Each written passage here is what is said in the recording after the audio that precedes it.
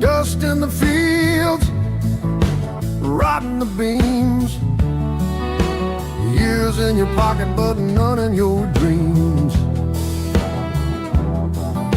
Same tired eyes, same tired plans, a fire in your chest but no place to land. Steps on a road that never bends. They smile when you lose, they wait for the end. Hope slips away, soft as the rain. The wheel keeps turning, but it don't change a thing. On if you walk, but the path just folds. Speak your truth, but the air stays cold. They dig in deep, they won't feel the flame. You will never, never break that chain. Never break that chain.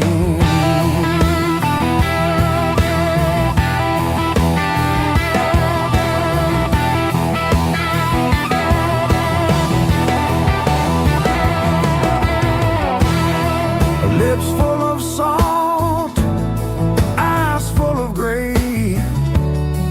Don't reach too high, they always say. Your hands are young, your thoughts are wild, but time here runs like a fatherless child. The roots are thick, the roots are proud. They drink the sky, they choke the ground. You scream in waves, you break in vain. Still they whisper, keep things the same. Run if you want, but the path just folds. Speak your truth, but the air stays cold. They dig in deep, they won't feel the flame. You will never, never break that chain. Never break that chain.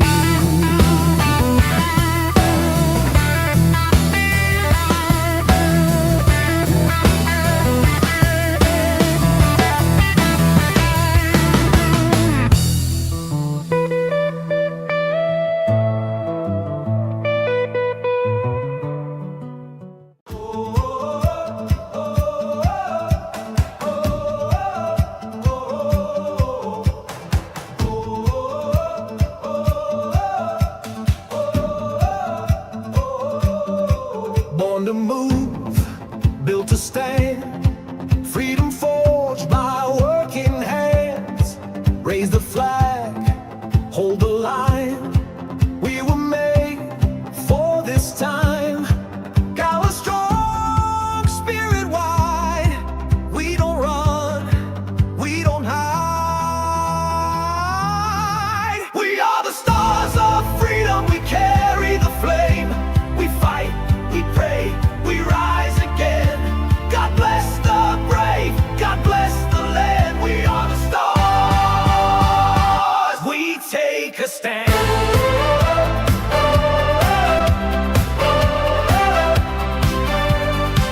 Voices loud, hearts alive. Every stripe, every right. From the fields to city steel. We are truth, we are real. Bound by grace, built to last. We don't fear the storm we pass. We are the stars of freedom, we carry the flame. We fight, we pray, we rise again. God bless the brave, God bless the land. We are the stars.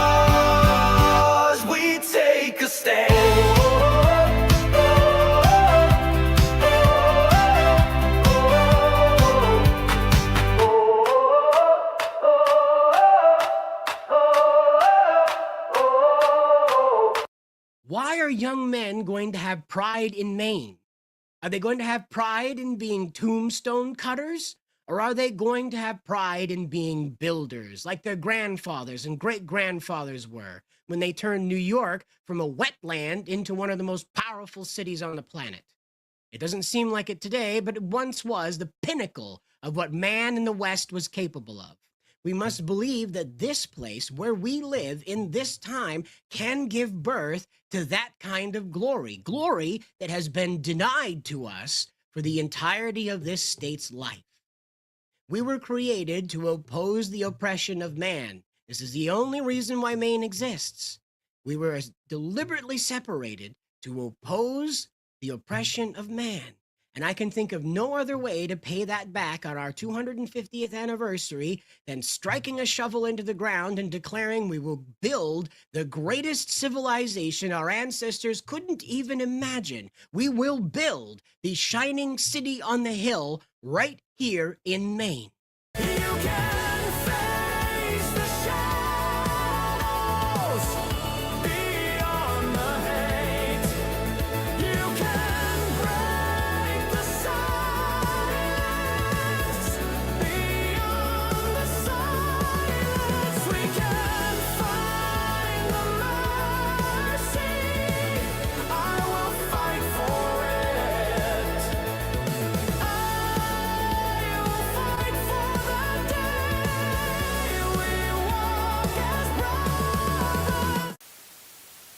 Space, the final frontier. These are the stories of the USS Dorego and its continuing mission to boldly go where no Republican has gone before.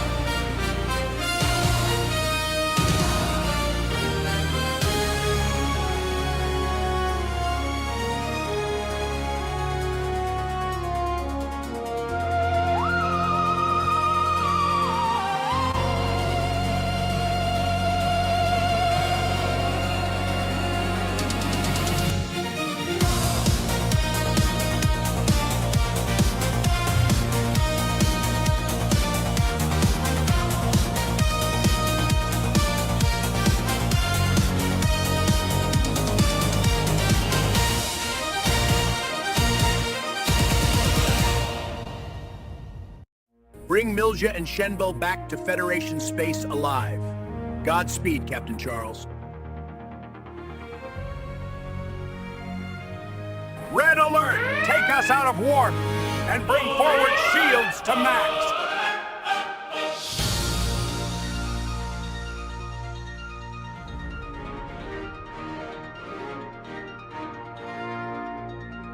We're approaching the Slaver Collective. The Romulan Democratos was detected here 2 hours ago. Captain, I'm detecting subspace distortions that could indicate a cloaked Romulan warbird is in the area. That's the smallest warbird I've ever seen. The Democratos is charging her forward disruptor banks. Let's give them the full Sunday breakfast. Don't let them fire first!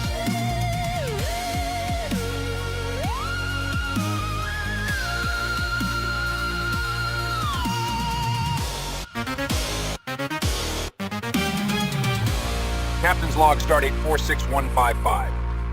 The USS Dorego has captured Milja and Shenbel. They're accused of impersonating high-ranking Starfleet officers and then abusing that stolen authority to flood our colony worlds with Borg soldiers. They will stand trial in Federation court.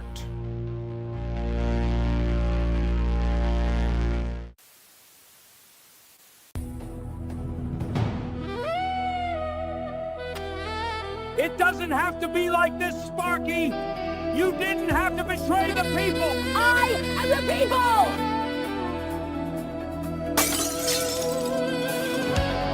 Did you bring the pizza? Get her out of here, she'll see her day in court.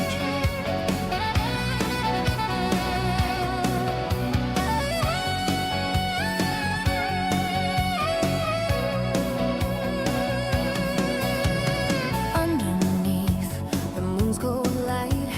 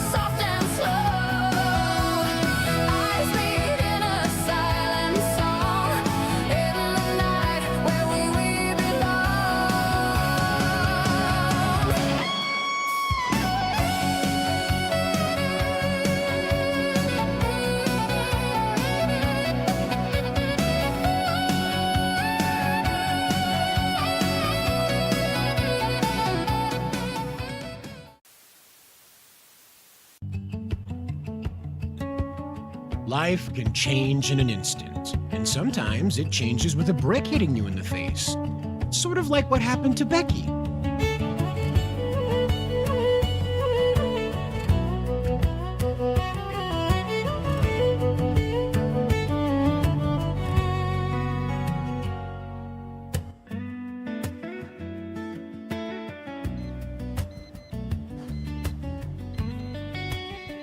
Am I going to jail?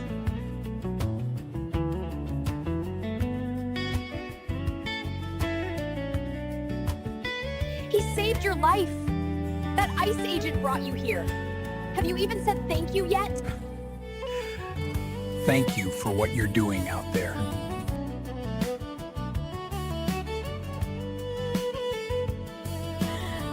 Blue Gatorade is my favorite. How did you know? At least you didn't suffer any brain damage. Do you remember what happened?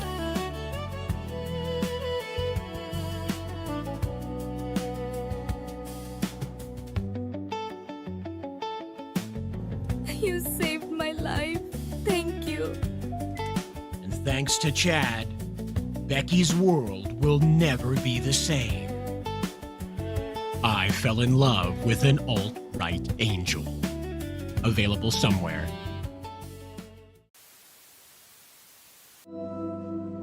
Then I heard the voice of the Lord, saying, Whom shall I send? And who will go for us?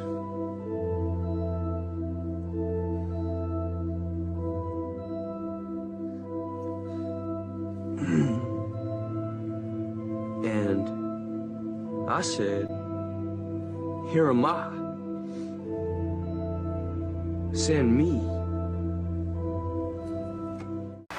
We are now approaching lunar sunrise, and for all the people back on Earth, the crew of Apollo 8 has a message that we would like to send to you. In the beginning, God created the heaven and the earth, and the earth was without form and void, and darkness was upon the face of the deep. And the Spirit of God moved upon the face of the waters. And God said, Let there be light. And there was light. And God saw the light, that it was good, and divided the light from the darkness.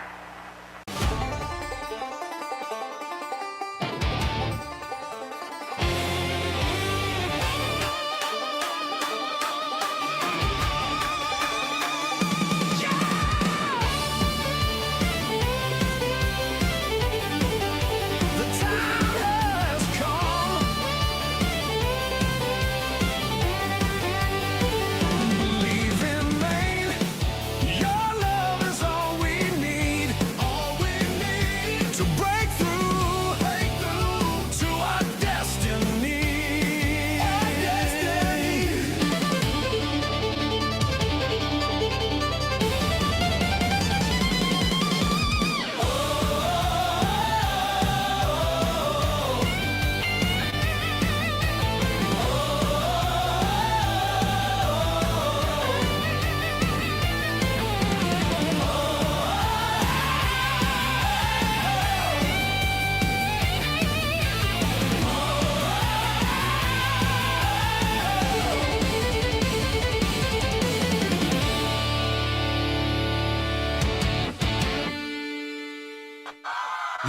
Yes, we made it through yet another week, believe it or not. In fact, Shanna Bellows didn't come and arrest us all magically, right? Right? Isn't that great? Calm down, it's a live stream. Come on. It's late at night, let's go.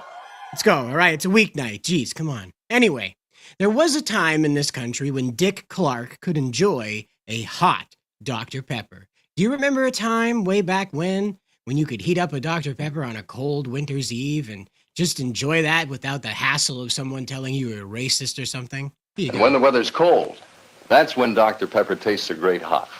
Hi, Max. Good friends, a roaring fire. The perfect time for hot Dr. Pepper. Delicious and so easy to prepare. Just heat Dr. Pepper in a saucepan till it steams, then pour over a thin slice of lemon. Just that That's a simple. hot idea.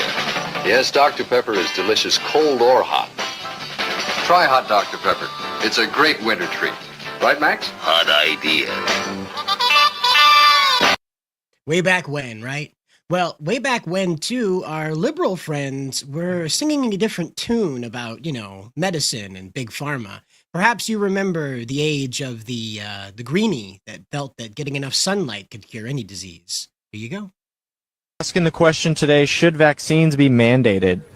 In terms of getting people healthy, let's get them outside and vitamin D. Let's mandate healthy fisheries so we all get healthy vitamin D sources. Let's mandate organic foods. Let's mandate regenerative farms. Let's change the subsidies from McDonald's and all these GMOs to organic farms and these beautiful small companies we see here.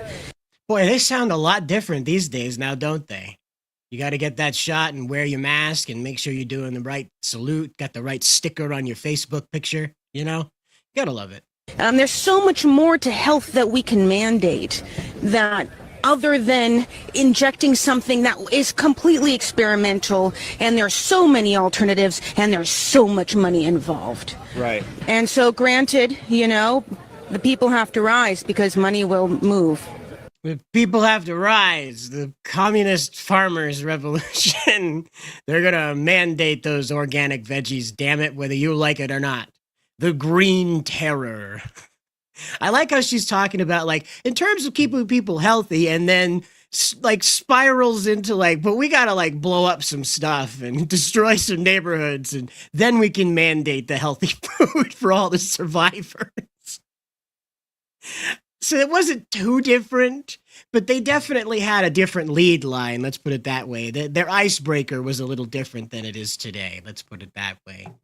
But speaking of icebreakers, we did have Pete Hegseth, that's right, the war secretary himself, come all the way up here to the frigid north. Now, of course, that made a lot of stressed out people very angry. And we'll hear from them in a little bit here. As you can see, they were not having a great time, right? There they are with that wonderful picture there. You remember how they were upset about that being present at the January 6th Day of Bad Hugs? That's what I call it, the January 6th Day of Bad Hugs. I think it really signifies what happened that day. It was a day of bad hugs. Other people like to characterize it as the worst uprising in this nation's history, but they definitely skipped history class if that's the case. But speaking of which, we'll jump back over here now. With the conflicts the U.S. has been through, we are apparently not taking any chances. So here is the War Secretary's speech on what's going on with all of that. Now, this is thanks to, this is WMTW TV. I think this is right here in Maine. This is channel, it's ABC 8 here in Maine, I believe. I could be wrong, could be all the way in New York for all I know. But, of course, got the music out here, letting everybody know that this is America and this is what we do. We get started here momentarily. First announcement is the bathrooms are going to be secured in about 10 minutes. So if you want to use them, now's the time. Other than that, like I say, we're expecting him to be down here in 10, 15 minutes, probably something like that. And it's really, it's a big day. Really appreciate everybody being here. I did hear that he had a good trip this morning down to Electric Boat. He being Pete Hegseth, okay? The one who can't be named right now, apparently. I do appreciate that the fellow they had come out here and talk about all this has a very thick Maine accent. I like that. It's good news. We like that. We like to see that. We like to see Maine accents. And one of the things that he really liked was all the noise that people made. So don't be bashful. He wants to hear noise. And we think you guys can make it. Yeah, practice. Make some noise.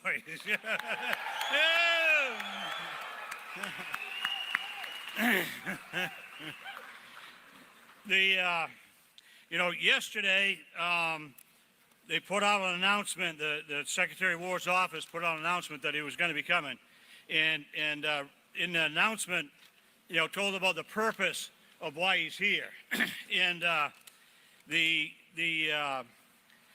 talks about the message will emphasize our national security, the peace of the world, move at the speed of our defense industrial Apparently base. the So what he's saying is that for the world to be safe, camera guy's faster the bored. industrial base goes, the safer the world is. And they rely on the hard work of the American workforce, which is you. You. The tour, which he's hitting several places. He has already. He's going to be going many more places over the next few months. He says the tour will highlight the urgent need to rebuild our defense industrial base. Well, of course, that is Bath Iron Works, right? That's kind of why Susan Collins is so important to re-elect, is because she gets these contracts for Bath Iron Works, which does feed quite a bit of money into our state economy. Now, do I want to see that expanded? Absolutely. But the problem is that's got to come with Susan Collins being reelected. That's the gimmick, okay? Those are the strings attached to that. So in all of this conversation that you're going to hear right now through Pete Hegseth's speech and what they're talking about at the moment, remember in the back of your head, the reason why Bath Iron Works is the, shining example that it is here in Maine is because Susan Collins brings home those defense contracts, okay? Now, I'm not telling you to forgive all the things that she's done and the kooky-wooky things that she gets up to. No.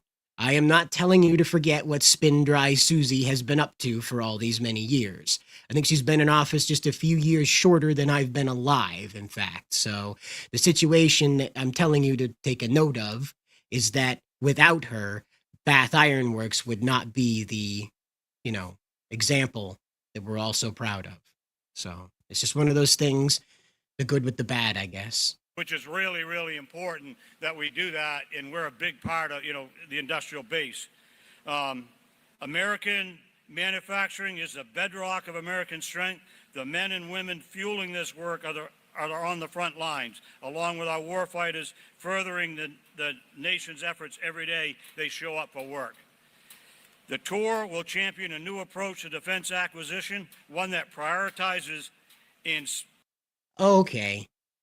Do we actually have deaf people working at Bath Iron Works? There's the sign language interpreter up there, and thank God he's got a hard hat on. I don't know what we would do if we weren't following the OSHA regulations for the sign language interpreter, that's for sure. But what? Maybe it's for the camera crew. Is there a camera in front of him? Maybe, I don't know. I think that might be a problem if you have a deaf person out there on, a construction site where giant pieces of metal are being swung around. I feel like that might be a problem. I'm not saying there's anything, wrong with deaf people in general.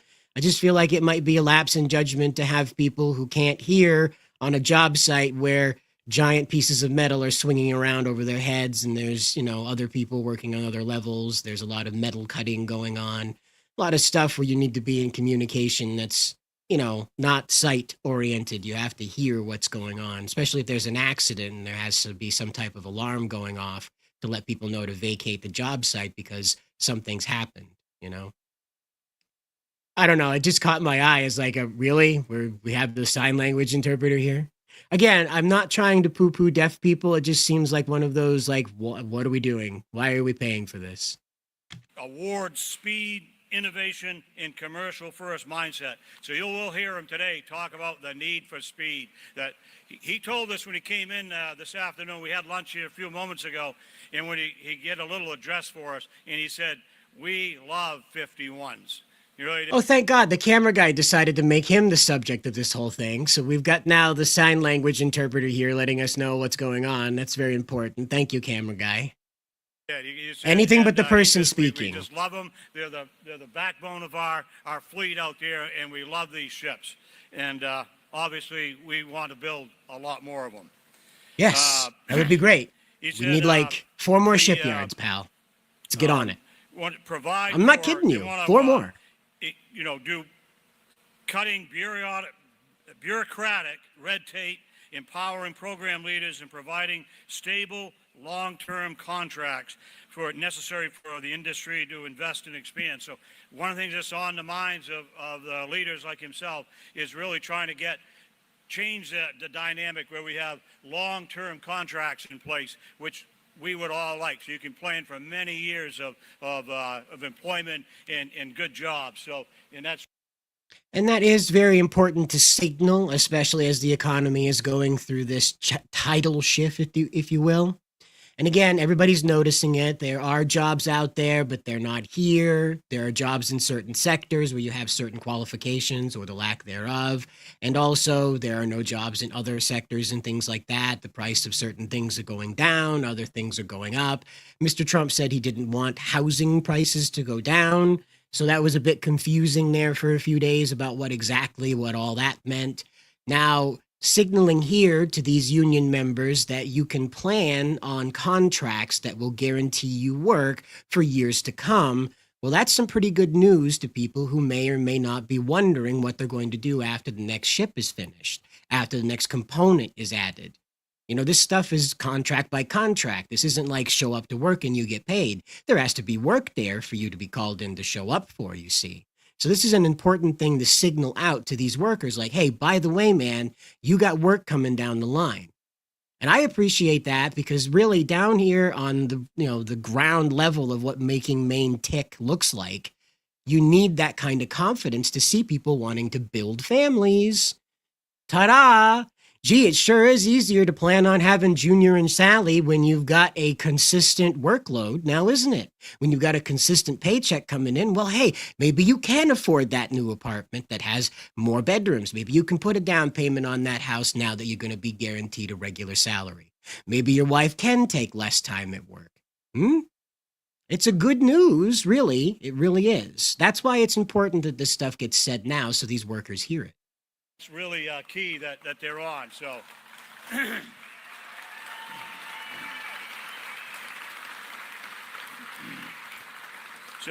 anyways, call the Arsenal of Freedom Tour, and I say we're really excited that we're on that tour, and really a key piece of that tour today.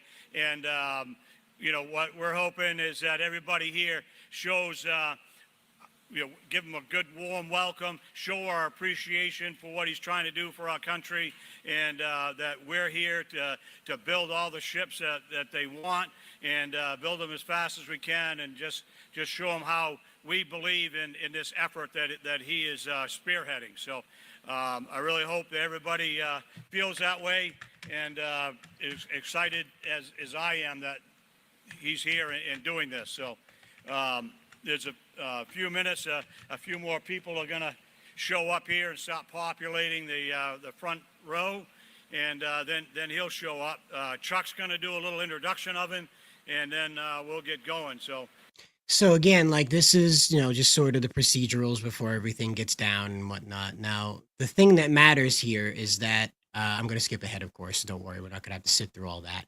But what I wanted you guys to hear and know was that these people were being talked to about the work ahead for them, okay? Because there are articles going around saying that people were paid overtime just to be there, that they had to be paid to stand there. Well, yeah, okay? Yeah, it's all well and good to want to support the patriotism, but if it means making sure that you're not getting paid, right?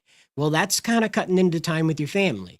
Kind of cutting into time you need to rest so you can get back to work again, okay?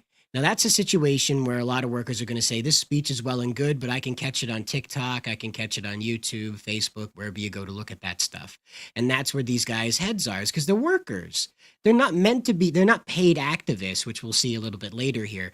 They're not people who are paid to stand around and look interested in things. All right, this isn't some big rally that's been advertised for weeks on end. This is Pete Hegseth on a tour, of course, but more focused on the people that are generating our defense equipment, be it for the Army, the Navy, the Air Force, Space Force, etc. These people that are actually building it, it's a tour of their interests. And believe it or not, these people have regular 9-to-5 lives that demand of them that time that they're spending right now making money or something else other than standing around. So of course they were paid to do this. It's just one of those things they're using it to smear Hegseth for, right? They paid these people to be around because Bath Iron Works wants to be able to show that, yeah, we're supporting this. We are here and we're showing that our interests are aligned with this. We're putting our money where our mouth is. How about that? We're not asking these people to stand around for free. I don't know. I just think it's smarter, honestly, than trying to force people to stand around and be like, oh, well, you know, you better show your cred. You better show your support of the business. All right. Tell them how fired up you are, Chris. Go on, go ahead. All right. Hey, guys, how you doing? Hey, guys, how you doing? That's what I'm talking about. Listen, I'm going to keep it short and sweet. I just wanted to let, you know, BIW know, and you guys know that for me especially, it's a proud moment. I'm really excited to see Mr. Hegseth today. And this is the reason why Bath built is best built. Go BIW, let's hear it. Come on. Come on, guys, one more time, let's hear it. Yeah!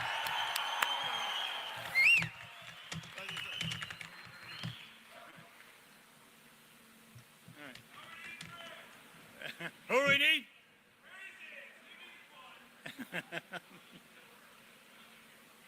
Great warm-up, guys. Great warm-up. Doing great here. Oh, you did? All right, you're good. All right. Yeah. I'm going to skip to where Pete shows up.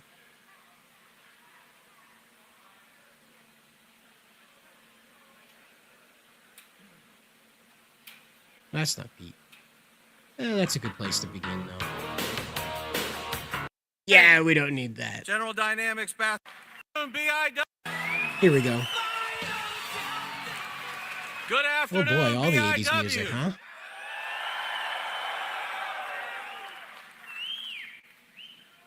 Today, General Dynamics Bath Iron Works is proud to be part of the Arsenal of Freedom tour, highlighting the manufacturing that delivers tools and technology to America's warfighters in the 21st century.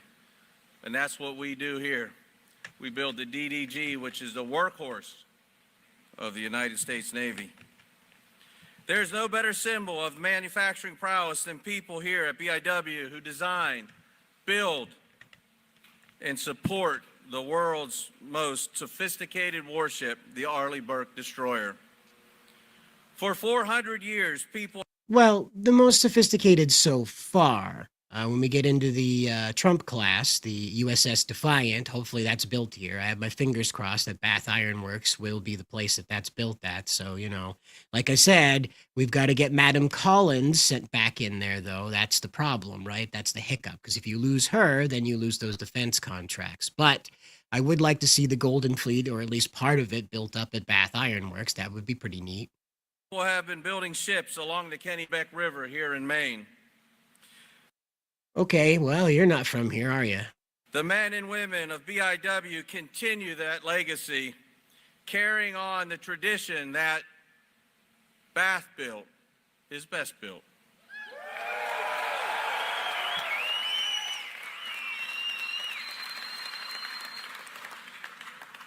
Our people have developed an amazing expertise in many of the complex structures and systems that form a guided missile carrier, destroyer. Oh boy, a guided missile carrier. Wouldn't...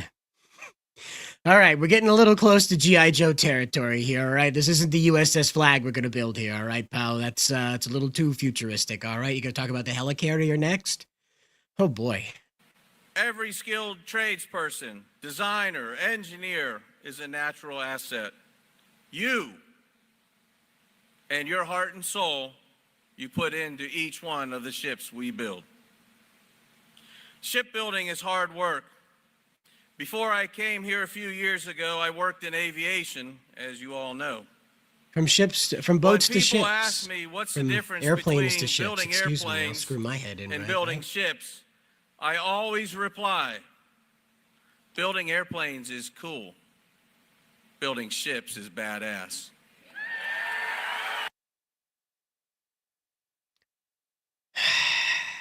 At least he's trying, right? At least he's trying, you know? And he's like, he's smiling. He's like, yeah, I did it right. I said it right that time. Well, I'm glad. I'm glad, pal. I hope that makes sense in your head, though. The Navy wants our ships as fast as we can build them. I have shown the Secretary this morning how we are focused on reaching our best ever performance due to production gains we are making in each one of the Flight 3 ships we build.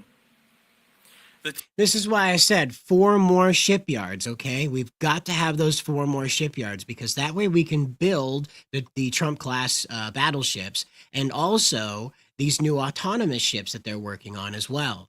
This way we are the Damocles sword coming down on the neck of any intruder into the North Atlantic, just like I talk about in the Polar Lion proposal over there on Maine Rising there. If you want to check it out, it's on the Maine Rising page. And you check out the media. In there. The team here is making those gains every day. Thank you. I do not have to tell this audience how important these ships are to the fleet. You are here because you support our Navy.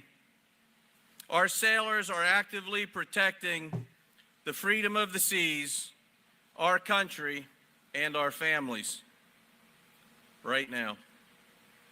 We at BIW are honored and proud to have more than a dozen DDG-built 51s that have served over the past 18 months in the Red Sea. Now, again, these are the things that are out there making sure that the Houthis aren't damaging the shipping vessels, and also these are the things that are out there that are putting pressure on Iran to straighten up, or they're going to get a, an uncomfortable awakening. Protecting our fleet, protecting civilian ships from the Houthi drones and missile attacks. BIW ships are now serving in combat. It's a sobering thought, for sure.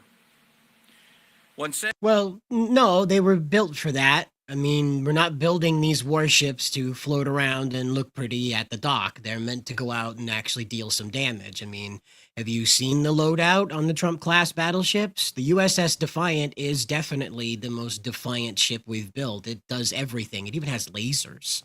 Do you hear about that? They're testing lasers down in Texas. Real ones. Sailors on our ships need everything to work the way it was designed to. Bath-built quality answers the call.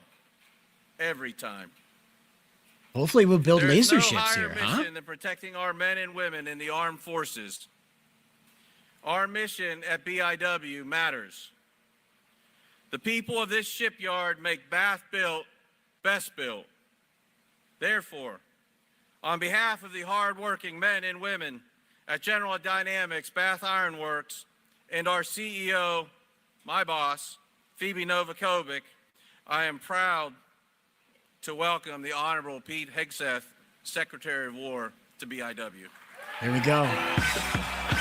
That just sounds way cooler than, Secretary of Defense. Like, it sounds way cooler than having a guy that's, I like how he comes out and he's pointing at everybody. I just don't want the copyright music coming through and killing the stream because it sounds like it's a live performance and YouTube's real sensitive about that. So we'll catch Pete here at the podium. But it's pretty fun. He comes out there and points to everybody like he's a rock star. What's up? What's going on? Welcome. It's great to see it.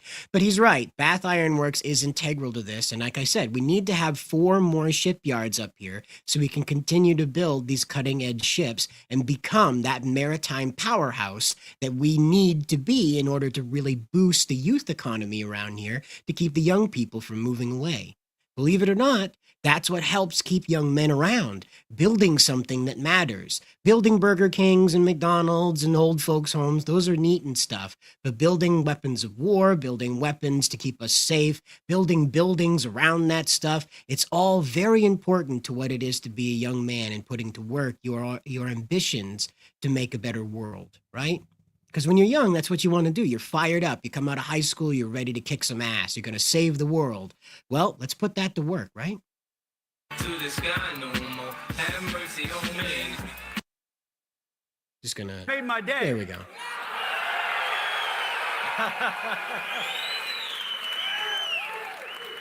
What a crew. How we doing today? Incredible, incredible. Well, the Arsenal of Freedom tour, which we're on, it's about 2 things, quite simply.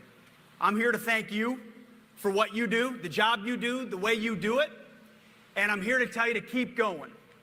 Go hard and go fast and get these capabilities to the warfighter. See, our job is to have the backs of those warriors, to ensure that they have everything they need so they're never in a fair fight.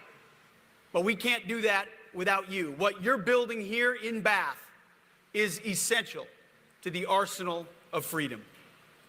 And nobody builds it better than you guys.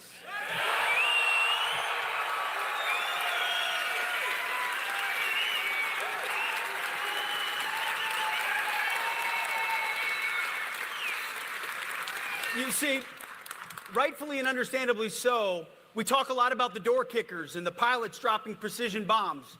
We talk a lot about intel analysts and mechanics wearing camouflage, and rightfully so. They're all incredibly important to our nation, but look at what you accomplish right here in the birthplace of American shipping. American shipping? I'm not sure. The birthplace of American naval battles, maybe that's the case, because again, Maine is the place where the first battle of our, rather naval battle of our American Revolution took place. So that's probably what he meant. I'm not sure. Maine, I don't think Maine had anything to do with shipping. Like being the first of it anyway. We were definitely a place where we built a lot of shipping ships here. Of course, you know, the wood ships are very big, economic motivators here. But again, I think he's more talking about that this was the birthplace of, the American naval battle spirit, if you will. There's a sign at the front as we came through. It says, "Through these gates walk the best shipbuilders in the world." It's true. It's true. Even when we got stuck with the limb waltz there, it was still the best it could be, that's for sure.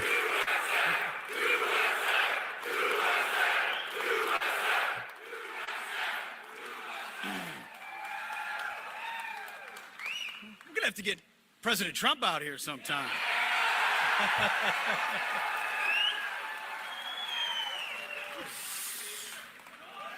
See, your job is to live up to that every day. It's your job to have the backs of our warfighters. See, you're designing and constructing the most advanced ships in human history. And exactly what he means there is that these ships that they are building going forward are going to be things that you and I have never even dreamt of, okay? A lot of the designs that have been coming out for these autonomous ships have been mind-boggling with what they're capable of, given that they don't have to worry about protecting a crew. Integral elements of ensuring peace through strength. You've dedicated your lives to precision and skill. You've welded the foundations, you've checked the seals and the pressure, guaranteed that the ladders and the hatches are in place and functional, and all made beautiful with a fresh set of paint. All right here in the United States of America. You see, for far too long under previous administrations, we had leaders who thought we could outsource our critical work to other countries. Not only that, but they thought we could just float. You could just go around and just being present was enough of a deterrent to the enemy.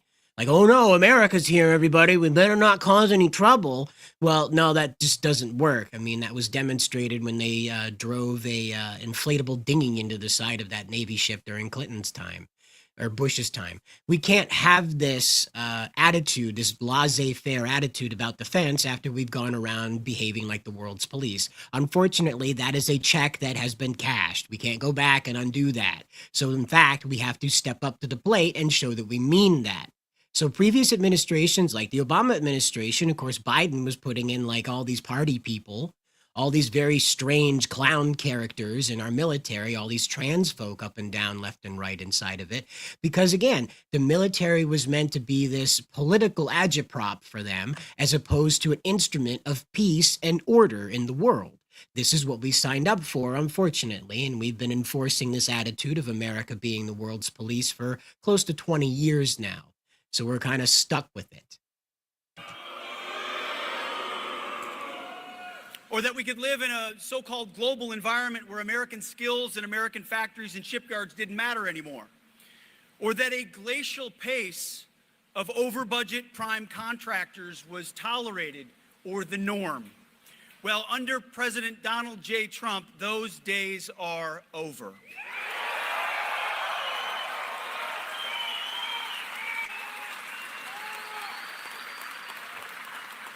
You see, we live in a realistic world where made in the USA and made with urgency matters. A realistic world where if you want American strength, you need to have American manufacturing.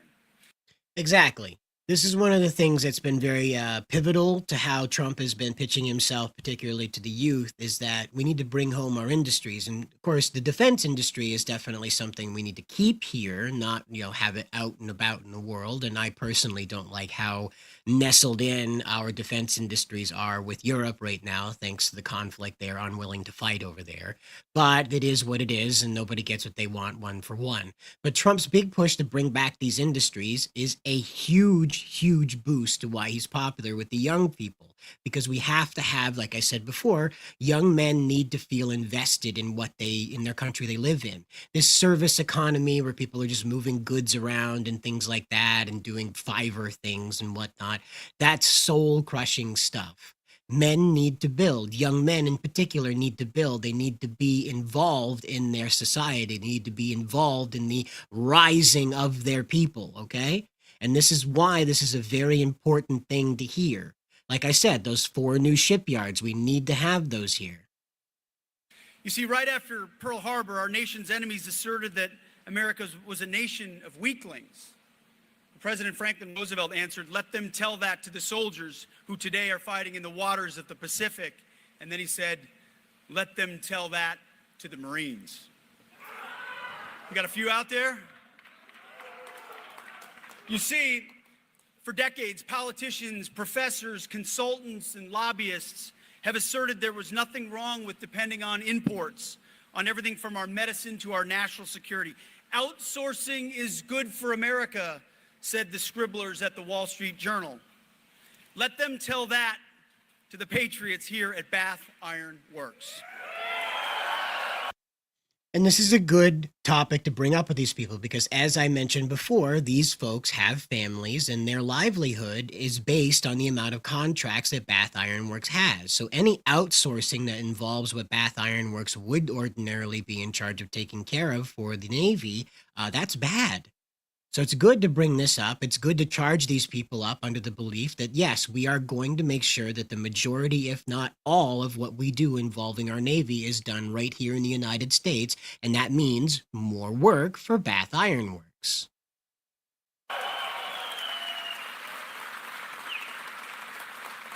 When we unleash our companies, we win. When we compete, we win. When we innovate, we win. When we go fast, we win. When we confront the status quo, as this company has been doing, we win. And that is our job at the War Department, to unleash you just as we are unleashing our warriors. And President Trump has done that with some key guiding principles. The first is that we put America and Americans first.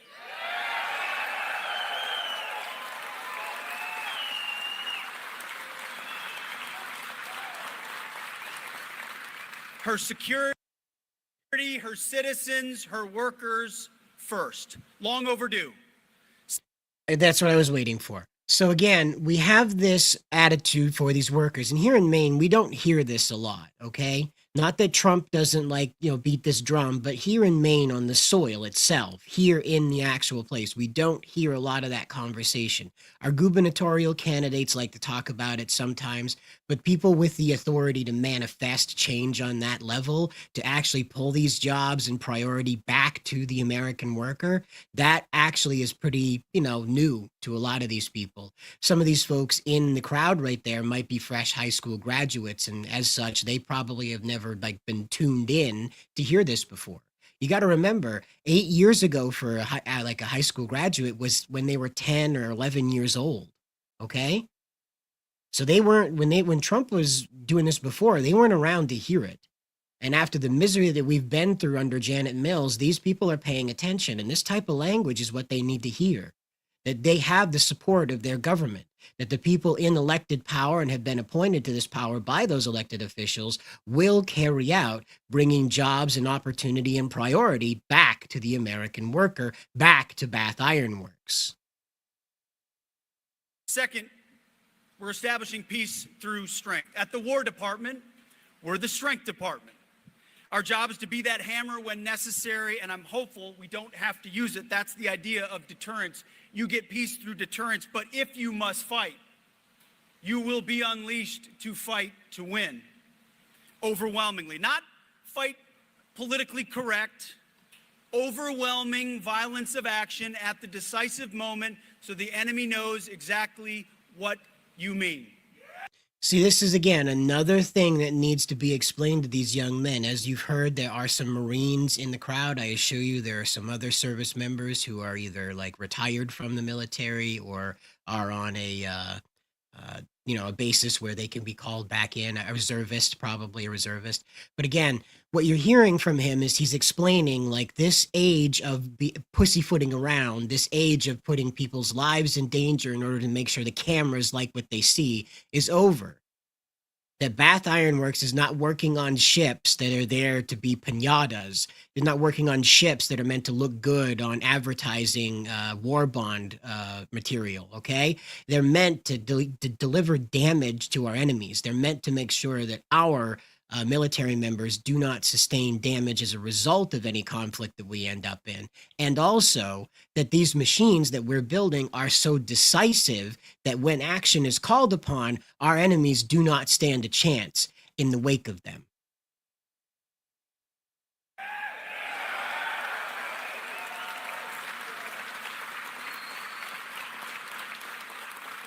And of course, with all of it, President Trump expects common sense, which is not so common in Washington. As we've seen with Shelley Pingree, right? More incentives, speed on the factory floor. Common sense is the priorities at the War Department as well. First and foremost, in our department, we're reviving the warrior ethos. We're eliminating distractions and debris. No more DEI, no more dudes in dresses.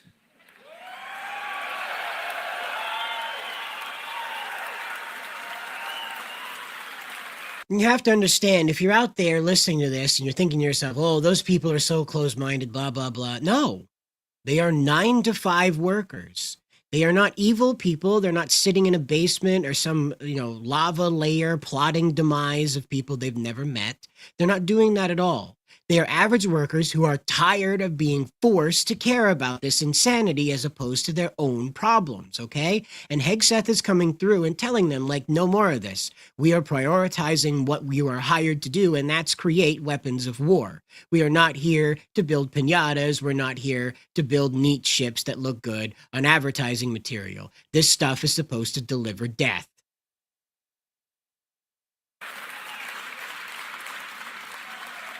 No more climate change worship, social justice, or political correctness. We're done with all that garbage. Exactly. We're done with our diversity is our strength, which is the single dumbest phrase in military history. Our diversity is our strength. Our generals used to say it time and time again with a straight face. No. I see a lot of different faces out here from different backgrounds, and that's a beautiful thing. But the reality is your unity is your strength. Exactly. I mean, diversity is not a strength. There's a memo that Jeff Bezos put out inside of Amazon that explained by having a workforce that is of several different backgrounds, they are less likely to unionize. They're less likely to find a commonality in order to unionize, okay? And this is how populations end up becoming scrambled. That is not to say that people of different colors and things like that, different skin backgrounds, different religious backgrounds are automatically incapable of being around each other, okay? That's not at all what I'm trying to suggest. But the attitudes of those people must be aligned. You must have your people that are in the defense industries. You must have your people that are out there doing the defense, doing the warring, doing that violent action that Hegseth was talking about, pointed in the same direction. You can't have people marching off in 1,000 different personalized directions. They will refuse to unite around one cause when the need comes. But by having everybody pointed in the right direction means that when you do encounter that trouble, well, what do you know? Everybody's pointed at it. Your shared purpose is your strength.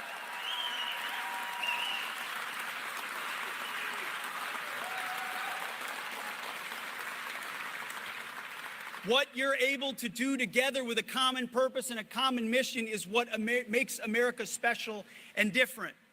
So we're unleashing our warfighters to get back to basics. They'll be ready, they'll be trained, they'll be disciplined, accountable, and lethal. That's the whole point.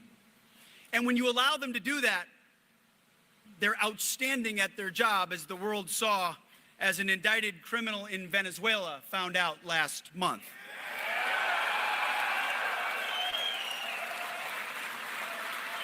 That's Maduro, in case you were unclear. You see, it's actually really simple. We're just allowing commanders to be commanders again. And that's why they say to us, hey, we've never felt this supported before, ever, in our time under command. Under President Trump and the War Department, you're allowing us the authorities to go out and do what we must do. You're clearing out the debris. That's our job, to serve the warfighters and ultimately serve you who have their backs.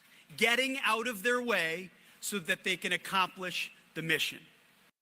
And again, this is what he's trying to explain to these people, is that your efforts building these machines are not going to be wasted on all these political agitprops. They're not going to be wasted on all these worthless Tumblr hashtags that go around Twitter every other day. They're going to be used to keep this nation safe and to answer whatever meddlesome threat we have to come across in the process of keeping our nation and our interests and our hemisphere safe. In addition to reviving the warrior ethos, we're rebuilding our military. That's why we're here on the Arsenal of Freedom Tour, reviving our defense industrial base. If we can't make the things we need at speed and get them into the hands of the Navy and the Coast Guard and the Air Force and the Army and the Space Force, Marine Corps, then there's those Marines again. That's why we're here in Maine.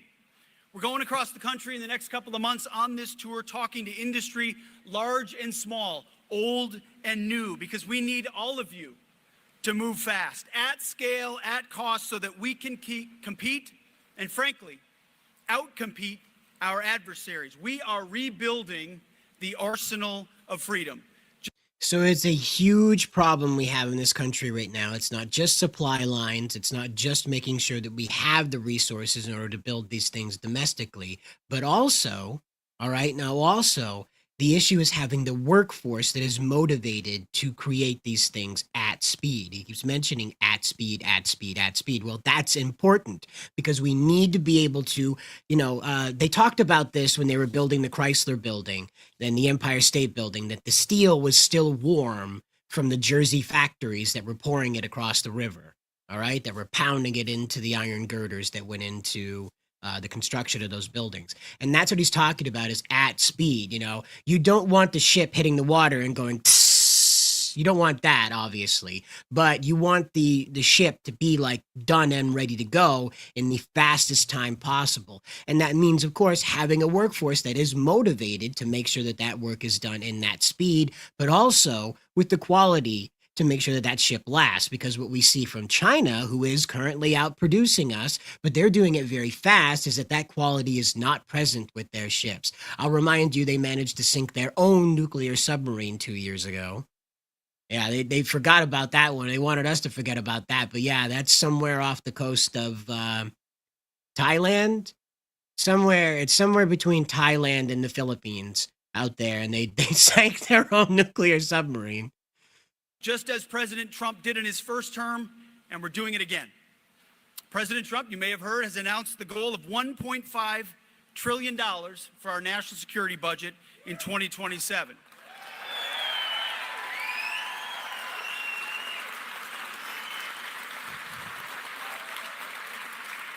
And I don't know if I'm supposed to say this yet, but yeah, we're maxing out on DDGs, okay?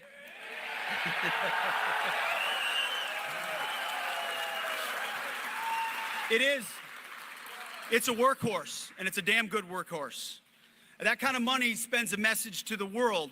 Of course, we'll be wise with how we spend it, make sure we're squeezing everything possible out of the best capabilities in the world. Ships front and center to that, but we're also addressing quality of life for troops. Yes. Getting after barracks improvements, new barracks, quality of life, and ensuring that they get paid what they should for the job that they do. We shouldn't have troops on food stamps. Yeah.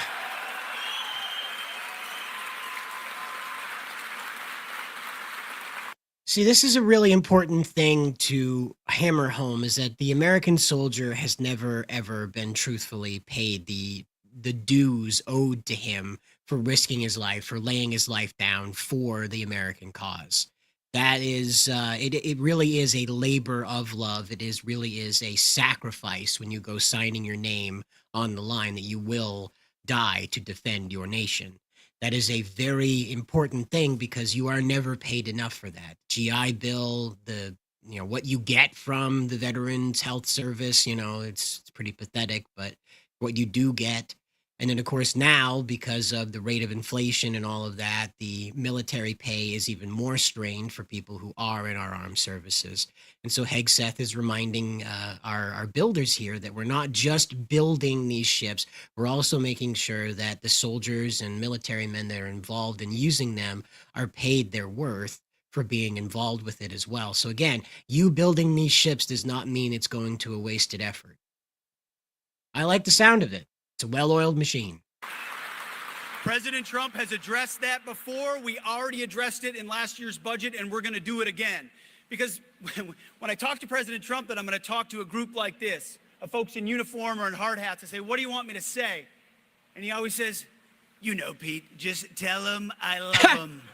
He's doing a Trump impression.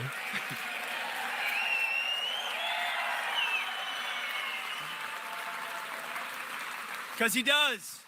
He wants the best for our troops and he wants the best for you. And that's why, in addition to rebuilding the military, we're reestablishing deterrence. You see, under the previous administration, whether it was the disastrous withdrawal in Afghanistan that reverberated around the globe, October 7th when Hamas attacked Israel, the war unleashed on Ukraine, which never would have started if President Trump had been president, or the radicals who fired on our ships in the... All right, so we got to be a little bit clear about that one. The incident in Ukraine was on a collision course from 2014 forward when they firebombed Odessa. Okay, that's what happened when they went in. When the Ukrainian military went in and burned ethnic Russians alive, it was always headed to some type of collision. Would it have been as bad as it is right now had Trump been in office? I don't think so. But also, this type of conflict between these two groups of people was always destined to happen because the Ukrainians had a very volatile attitude toward the Russians, to put it lightly, and the Russians had a very volatile attitude with the Ukrainians, I guess would be a way to put it. It was not a good time on that border, especially in the Donbass region, for people who were ethnically Russian. And so a lot of actions were forced to happen because of the meddling of the previous administration with the Obama administration, of course. You had McCain there and a few other notable figures that really didn't have any reason to be out there around the time that Gorbachev, I think his name was, Gorbachev, the previous president of Ukraine, was forced out and had to run over to Belarus, I think is where he took off to. He was in Belarus. Hiding away from what had happened, the revolution, I guess, in Ukraine that put Zelensky in almost overnight.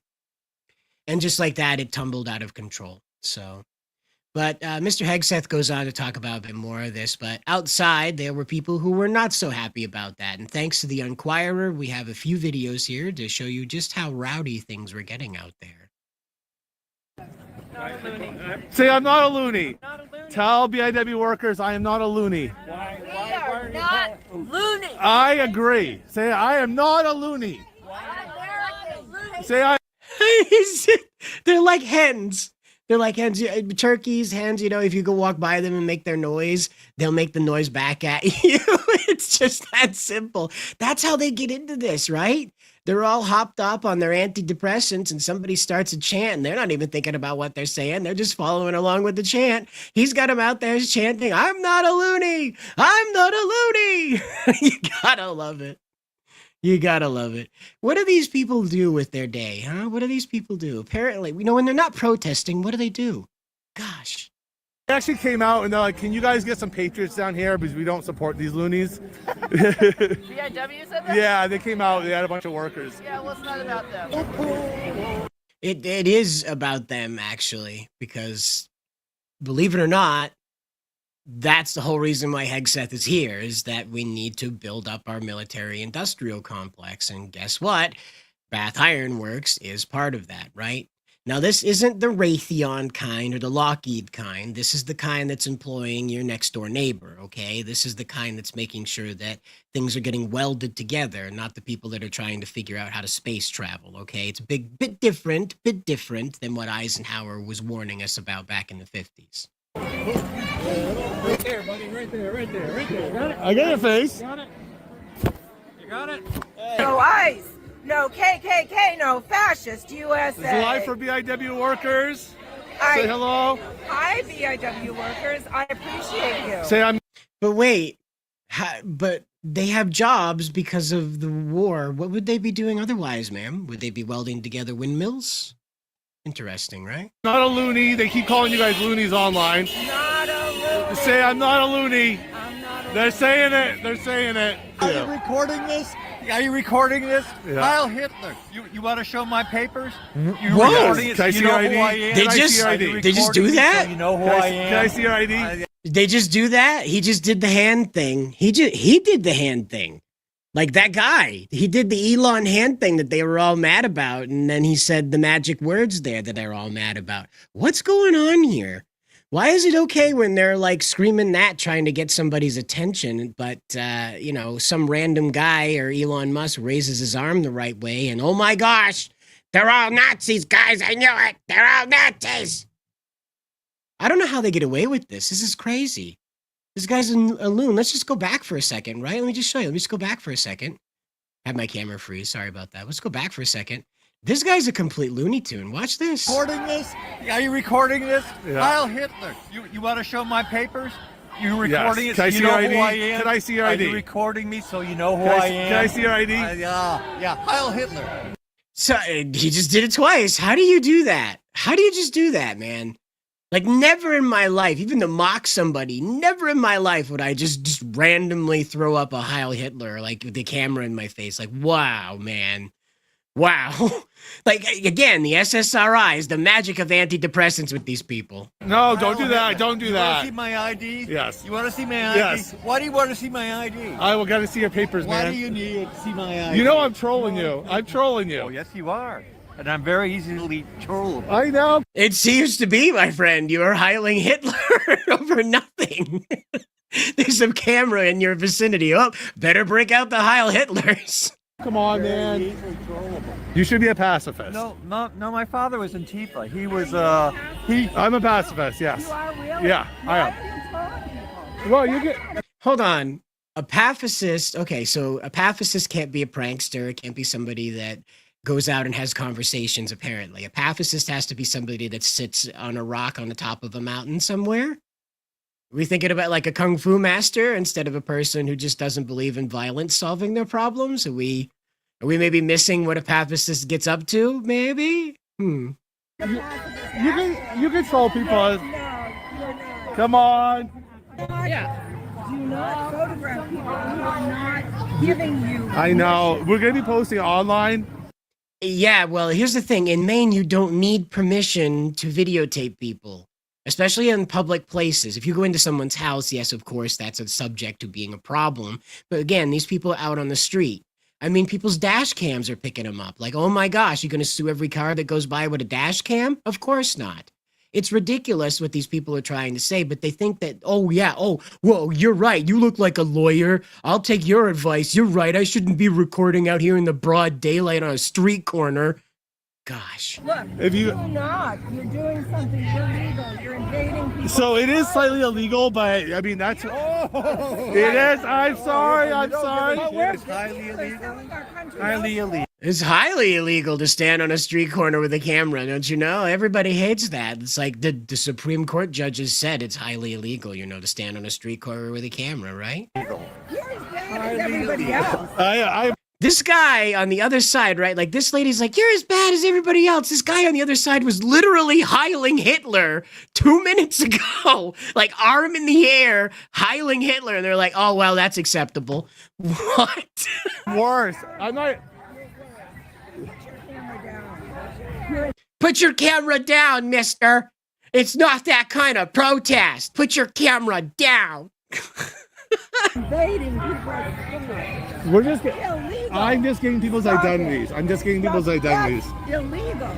It's not illegal, Grandma. It's not. That's how politics works. That's how being outside works, right? When you go outside and you're not wearing your mask, people identify you and you go, whoopsie.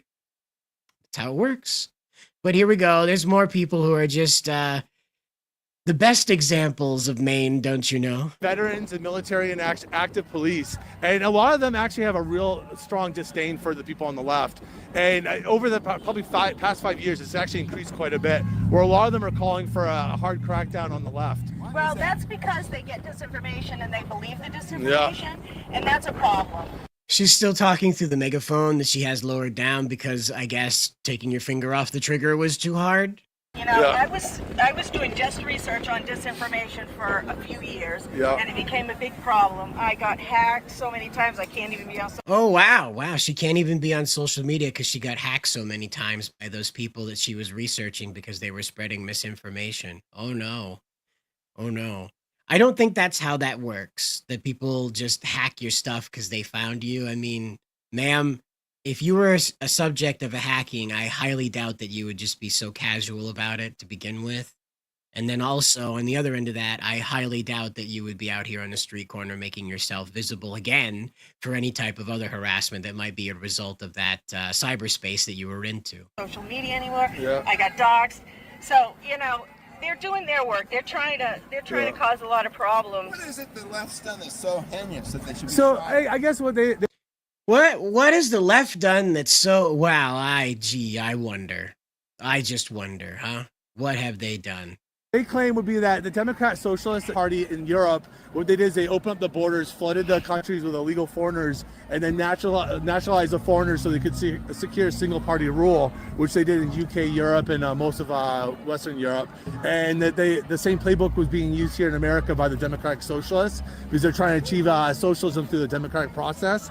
And now people can't vote themselves out. And so like a lot of military veterans and people that talk about this online in the communities say that if they have to, they'll actually fight the left physically and that they want to use force doctrine against them. that, though. Most of them Democratic socialism. Yeah. And the argument is that the Democratic Socialists have flooded.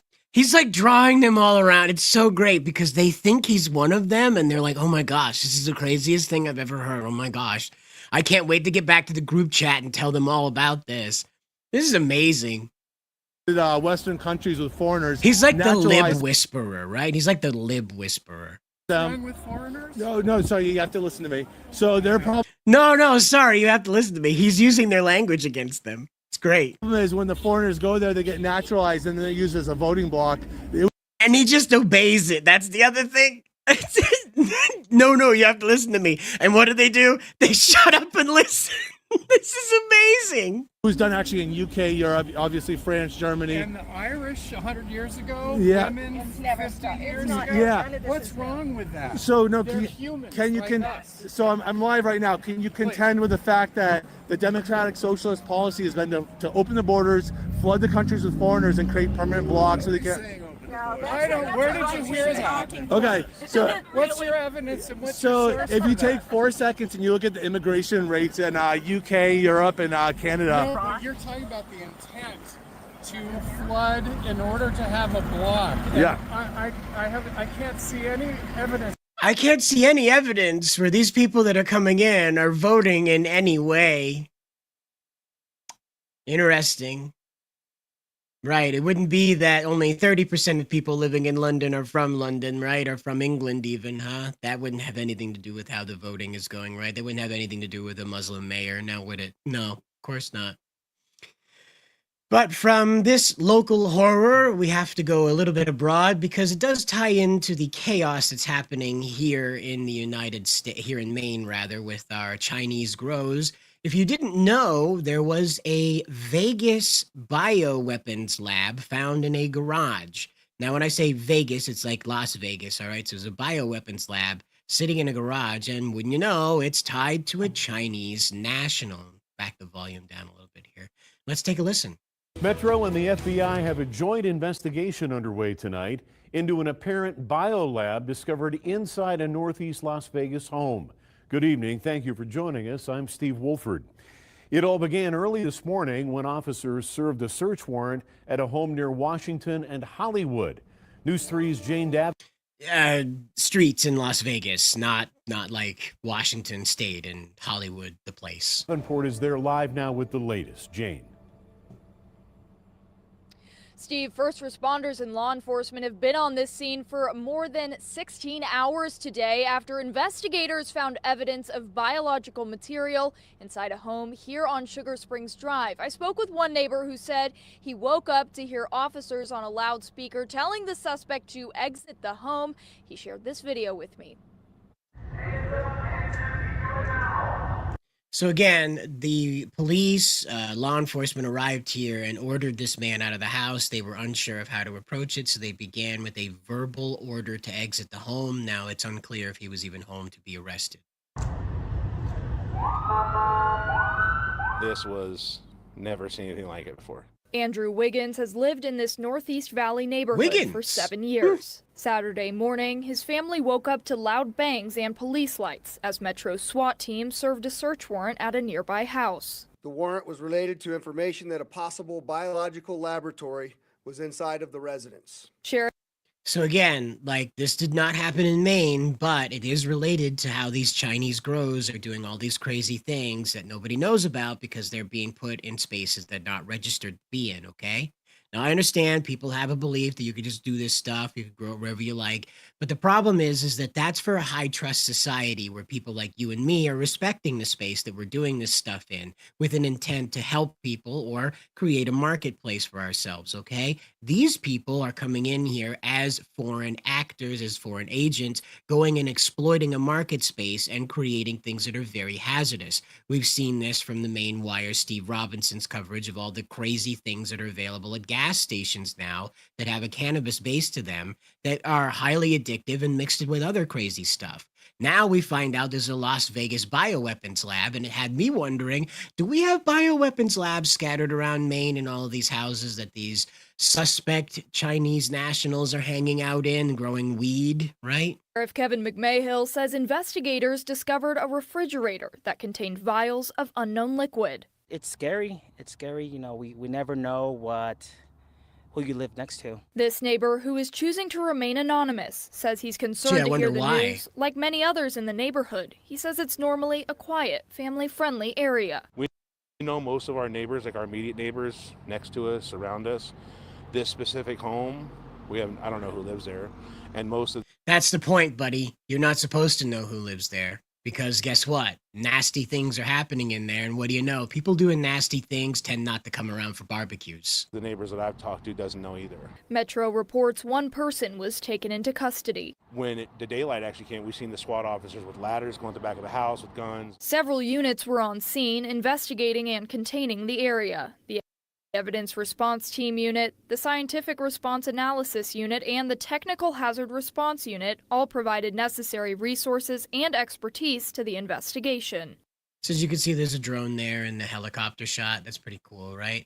So anyway, we have some footage from inside this place, and it doesn't have any background effect to it, so I'm just going to put some music up, and we're just going to listen to that instead. So just a second here, we'll pop over to it and take a listen. So here's that footage, and here's that music.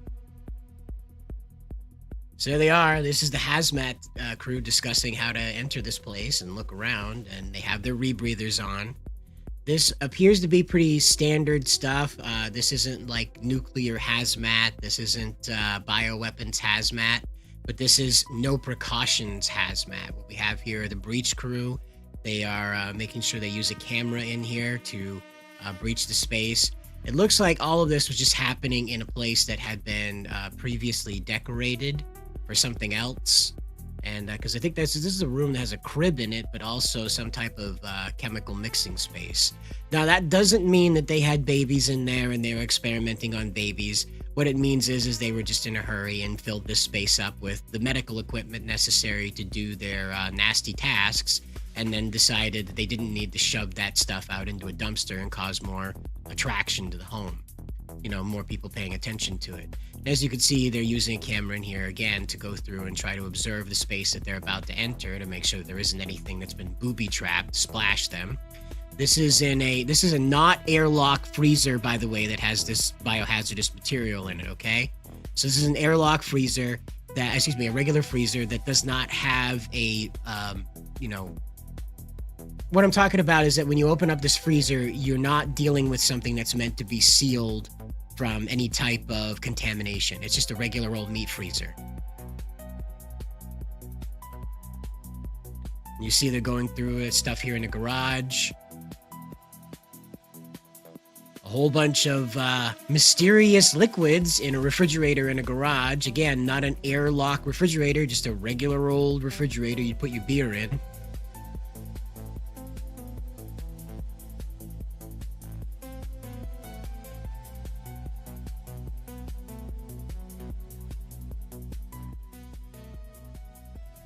Yeah. And again, they're fetching stuff out of there. Because it is just a regular old meat freezer. It's not anything special. Regular old beer fridge. You know, you put your carrots in or whatever. It's in the garage, you know. It's a bioweapons lab in the most basic way. There's a CRISPR unit there, a centrifuge unit for mixing in there. They had every intent of creating something nasty if they hadn't already. And it's right in Vegas, in a garage in Vegas. And people were just like, oh yeah, no, these neighbors were just weird people that never went outside. Huh. How about that? Makes you wonder just how many of them are around. And in fact, this made it all the way up to Washington. That's right. We're going to jump over here to I believe this is the House. This is the House. It could be the Senate. My apologies. But here we go. A serious national security issue that requires the immediate attention and immediate action from the United States Congress. An illegal biolab was just raided in Las Vegas, and it is directly linked to the secret Chinese biolab found in Reedley, California, in late 2022. What a surprise. That lab was oozing with E. coli, HIV, malaria, and other dangerous pathogens.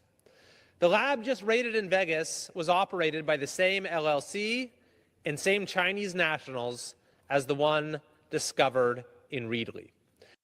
So you have to ask yourself, how is that still active? How come the entire network tied to that one that was found in California? How did that survive? How come that didn't get burned out and completely taken care of? Well, I'll give you a hint. This happened back in 2023. And who was running things back then? That's right. Now, we know a lot about the one discovered in Reedley because I requested a report from the House of Representatives, an investigation which resulted in a report by the House Select Committee on the Chinese Communist Party. And I want to share some of the details of that report, but I'll start with its conclusion, that no one knows whether there are other unknown biolabs because there is no monitoring system in place. Those were the words of the Select Committee on the Chinese Communist Party in 2023. Well, now we know there was at least one other such lab, but we still don't know how many others because the legislation, the bipartisan legislation that I have proposed with Representative Costa and Valadeo has not yet been passed. So here's what we learned about this lab that was discovered in Reedley and that has now had a counterpart discovered in Las Vegas. It was run by an international fugitive from China named Jesse Zhu. Okay. Fugitive, all right? Now that he got caught, oh yes, he's a very bad person. We absolutely hate that guy. Yeah, I bet. After running various state-connected companies in China, Zhu moved to Canada, where he set up dozens of corporations to, quote, steal valuable American intellectual property and unlawfully transfer it to China. What a surprise. The Supreme Court of British Columbia found he committed, quote, fraud on an epic scale, resulting in a $330 million judgment. He then fled to America, assumed an alias, David He, and set up several more companies, including the one behind the Reedley Biolab and now the Vegas Biolab. He was indicted in 2023 and has been in federal custody ever since, but his partner and other associates have not been. Now, the Reedley lab was discovered in December of 2022 when a code inspector came upon a suspicious warehouse. Inside, she found many Chinese nationals wearing white lab coats, glasses, masks, and latex gloves, along with thousands of vials of biological substances and 1,000 mice. So again, this was one where they were doing the experimentation. This place in Vegas appears to be a place that was doing a finalization sort of situation. As I mentioned, there was a centrifuge there, and what they use that for is the separation or the fusion of different substances. Now, again, that could be for blood, that could be for other things, but mainly what this Vegas one seems to be is some type of finalization thing, whereas the one in California was pure experimentation. It was later learned these were transgenic mice genetically engineered to catch and carry the COVID-19 virus. A further inspection found blood, tissue, and other bodily fluid samples and serums, along with thousands of vials of, quote, suspected biological material. Some of the vials were labeled with the names of infectious agents, while others were labeled in a code that was never deciphered. Now, at first, the CDC, this was during the Biden administration, refused to investigate, and they even hung up on local officials who asked for help. Again, this is more evidence that President Otto Penn was a timeshare. Whoever had the highest bid was allowed to dictate how Washington and largely the federal government behaved. After Representative Costa got involved, the CDC did an inspection and found at least 20 potentially infectious agents, including HIV, tuberculosis, and the deadliest known form of malaria.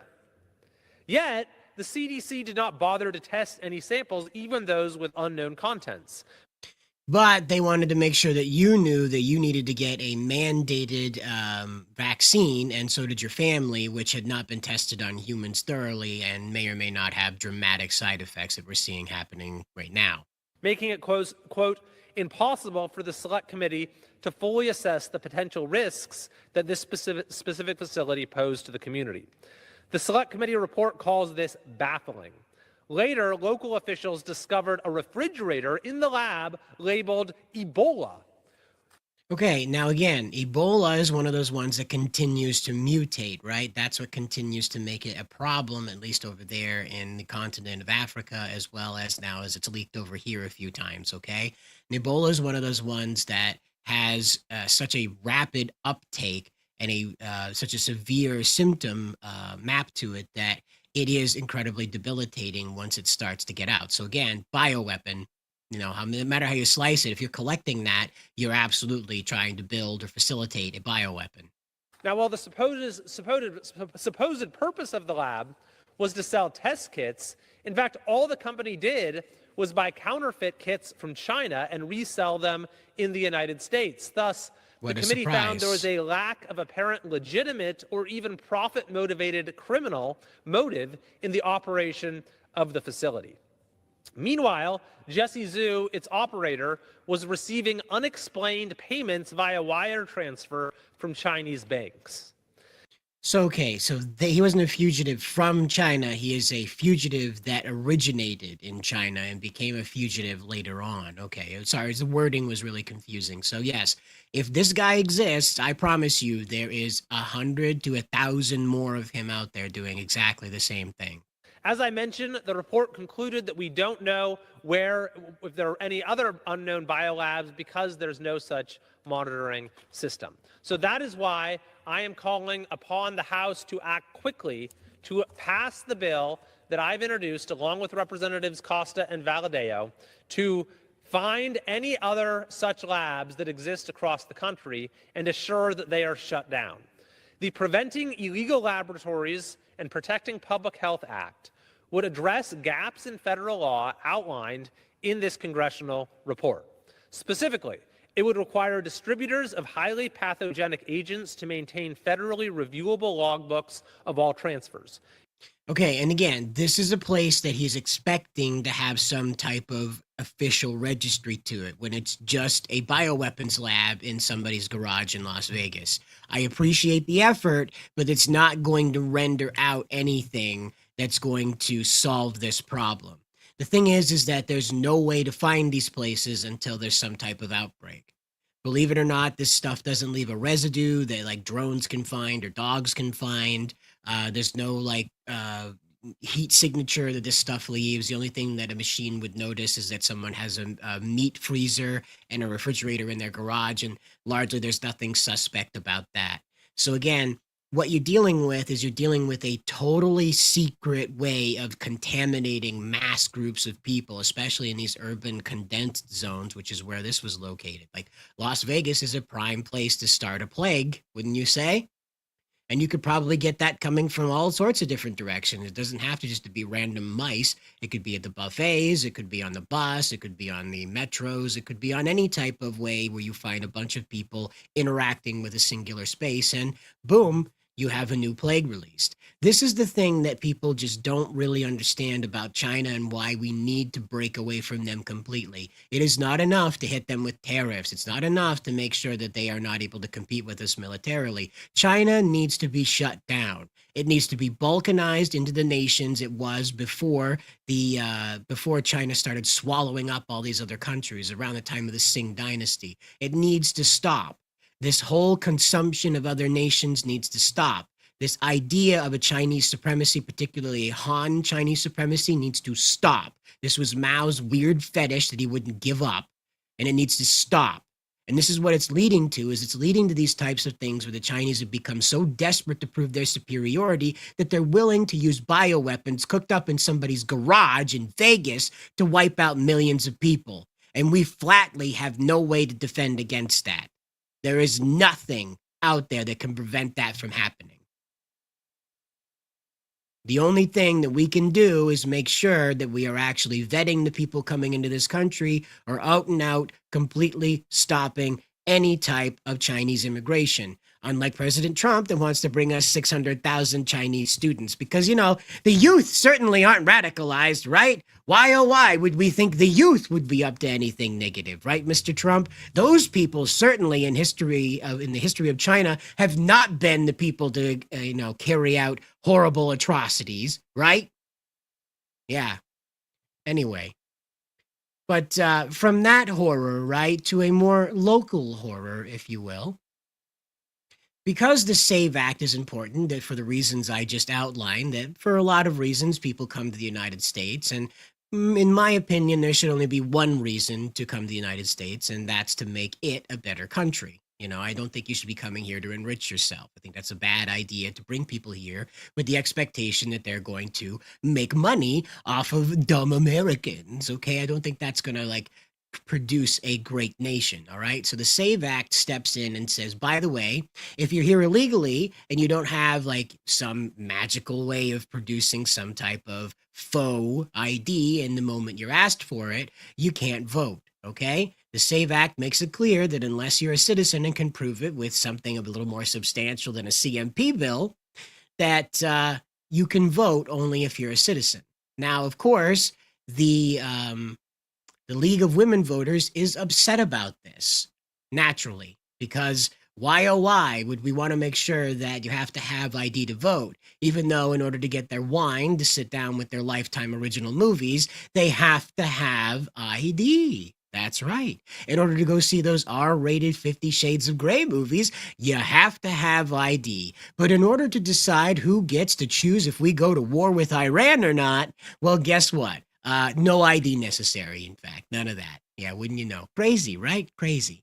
So here you have it. It says, Congress continues to introduce bills that would require voters to present documentary proof of citizenship to register and or vote in the 119th Congress. The major pieces of legislation have been introduced to require, the documentary proof of citizenship, this is DPOC because we apparently can't just say words anymore, to vote, including the Safeguard American Voter Eligibility Act and the Make Elections Great Again Act, which have even stricter components in the SAVE Act, like requirements for voters to present their DPOC, both at registration and at the polls, for absentee ballots to be received by Election Day. And so, again, what you're looking at here is they're complaining that people have to show ID at the polls, okay? Now, a lot of people believe that that's like, oh, yeah, no, that means they can tie your vote to your ID. Well, no, you have to identify yourself anyway when you go there. They have this piece of paper and it, excuse me, have a little bubble there. You have they have the rolls of, voter rolls. They have people who live in the town. They go through that and then they check you off. And that's how that works. Well, an ID is the same situation. They're not following you into the booth and taking a photocopy of your ID and stapling that to your vote. That's not how that works. But again, the League of Women Voters will have you believe that by some magical act, they're able to determine that your driver's license is tied to your ballot somehow. It's amazing. And again, wouldn't you know, Shanna Blowholes, she's all about this. The League of Women Voters joined Shanna Bellows' cry for the DOJ to go jump in the Gulf of Maine. Oh, yes, of course. The precious League of Women Voters, wouldn't you know? But this comes as we also learned that you only need a CMP bill and like a Verizon bill in order to vote around here. You don't even really need to prove that you live in the place. You just need a bill that demonstrates that you're paying something into the economy and you can vote. Because that's how this goes. You don't even have to be paying taxes. Remember how these people complain? Liberals will come to you and they'll complain. They'll say, oh, yes, these people are paying taxes. They should be allowed to vote. That's what being a citizen's all about. So just become a citizen. Crazy, right? Well, that means they have to go home, then apply for citizenship. And the Democrats, they just can't have that. So guess what? A CMP bill and or a Verizon bill, a cell phone bill, means that you can just vote. That's amazing, right? So here you go. Let's take a listen. This is from the Uniquer, the Enquirer. I get that name wrong all the time. The Enquirer. He likes to make these phone calls, these blind phone calls. And what he's doing here is he is role-playing someone that is attempting to get another person, an illegal immigrant, registered to vote, and they have questions. So they're asking the Falmouth Town Hall for assistance with this. And Falmouth Town Hall is all about giving assistance with that. So here we go. I have a friend who's Angolan. He doesn't speak English, and he wants to register for this election. The only problem is that he's going to be going back to Angola during the election. Can he get an absentee ballot sent to his? Yeah. Okay. So can he get an absentee ballot? Yes, he can. Let me know right now and I'll fly it over on my broomstick. Someone was saying that if the absentee ballot is sent to his P.O. box, that we could then get that absentee ballot and just mail it to him in Angola, and he could fill it out, send it back here, and we could just put it in a Dropbox for him. You could, but if he goes to the Secretary of State, they'll just email him the ballot. Oh, neat. So that way he doesn't even have to be in the country to vote. And then he can email it back. From Angola. Oh, okay. So there's really two options. So I could either have him do it through the Secretary of State and they'll just do the email thing because he's overseas, or right. And that would actually be. So get this, just to follow the track of the conversation. My friend is Angolan. He only speaks Angolan. We're trying to get him a ballot. That's it. Did not say an Angolan immigrant. Did not say an Angolan man who has immigrated to Maine. None of those qualifiers has said, just factually, if we want to make it a little more palatable, that someone in France needs an absentee ballot. And Falmouth is like, omelette du fromage. We will send them the ballot. That's just the progression of events here. This person at the Falmouth Town Hall has made no effort to confirm that this Angolan individual is not just a random dude in Angola that wants to participate in our voting practice. Easier than having the ballot sent to his P.O. box. Yeah. Correct. So I'm 99% sure he's a citizen. And then do you guys check birth certificates or green cards? Do you force them to show that? No. Okay. Ta-da! You don't need to prove that. You just kind of just have some guy and he just says he thinks you're the guy, you thinks you're part of the party, and guess what? You get to be part of the party now. It's amazing. Okay. No. Yeah, because he just has to sign that he's a citizen upon penalty of law. Yeah, it's like I think honor based. He just checks the box or something. Yeah. And I think Yeah, it's just like if you say so, then we believe you. Yeah, she's kind of realizing, but then falling back on the programming, like, oh well, I don't want to get left out of the party. I think in Maine, state of Maine, there is no check if someone's a U.S. citizen, but they just want to know who the person is. Right, exactly. And when when he goes back home to Angola, when he's not here, he'll just do the ballot situation, the absentee ballot, and Correct. he can vote. Correct. Okay. Yep. Yeah. Yep. And it's confusing because a lot of people will tell us, no, in Maine, you have to prove that you're an American or that No, you don't. No. Yeah. Did you just listen to this lady? This is the lady that Falmouth Town Hall. Listen to this. No, in Maine, you have to prove that you're an American or that No, you don't. You don't have to prove that you're an American to vote in Maine. You don't have to prove that you're an American in Maine. Okay? You don't have to do that. In order to vote here, you don't have to prove that you're an American to vote in Maine. That is amazing that this lady just cut him off to say that, by the way. She wasn't prompted, led into this. She's just like, yeah, no, you don't have to prove you're an American or to vote here in Maine. What are you talking about, dude? We're not like Nazis. Holy shit. Yeah, it's ridiculous. I mean, the thing is, this guy is one of the most patriotic, democracy defending people I know, and he is adamant about voting in Maine elections because this election coming up is going to determine if he probably gets deported or not, right? Right. Yeah. There is, in the state of Maine, there is no check on if someone's a U.S. citizen. Correct. There's no check for me. There's no check to find out if people voting are U.S. citizens or apparently even in the country at all. That you could just get an email with the ballot. Gee, I wonder how easy it is to tamper with an internet ballot, with an electronic ballot. I wonder if you could just fake those, huh?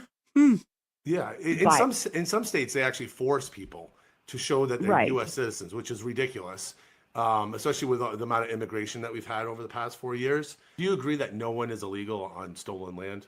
This is pretty wild, okay? So he just asked her the big one. He says, no one is illegal on stolen land. So it's like, here we go. Here it comes.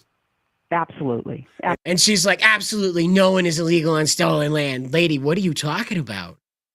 What are you talking about? You're the Falmouth Town Hall clerk, I assume? The town clerk? And you're just like, yeah, no, it's stolen land. Oh my God, Billie Eilish was so heckin' valid and cute. And is America stolen land? Yes. Okay. All right. Neat. That's very fun. Who are we going to give it back to, lady? Like Dinesh D'Souza's movie on this. Are we giving it back to the Sioux, the Navajo, the Apache? Even our Penobscot, Passamaquoddy, and Micmac have a history of conflict over land. So who's getting it back, huh? Do we got to fight another war to determine who we're giving it back to? Okay. Are we going to do the Hunger Games? Are we going to make all the tribal Americans fight each other to determine who gets the most land? Is that what we're going to do? Okay, and so that sums it up. If you know, he agrees with you. He's 100% on the same side of you with all this, and his friends and such. I mean, I think we're all on the same page. It's just, you know, by any means necessary, right? Bam. I can't say that because I know. I can't say by any means necessary, but my fist is in the air, mister. Gosh. It's not illegal. To illegally It's cross not the border? illegal. It's an administrative, what do they call it? It is. She doesn't even know what the legal affair about this is when someone enters the country illegally. Yeah, because it's a misdemeanor. Gee, lady, how come it's a misdemeanor, right? If it's not illegal, why was it in court at all? It's not illegal to cross the border. It's not illegal to cross the border into the United States. It's absolutely not illegal.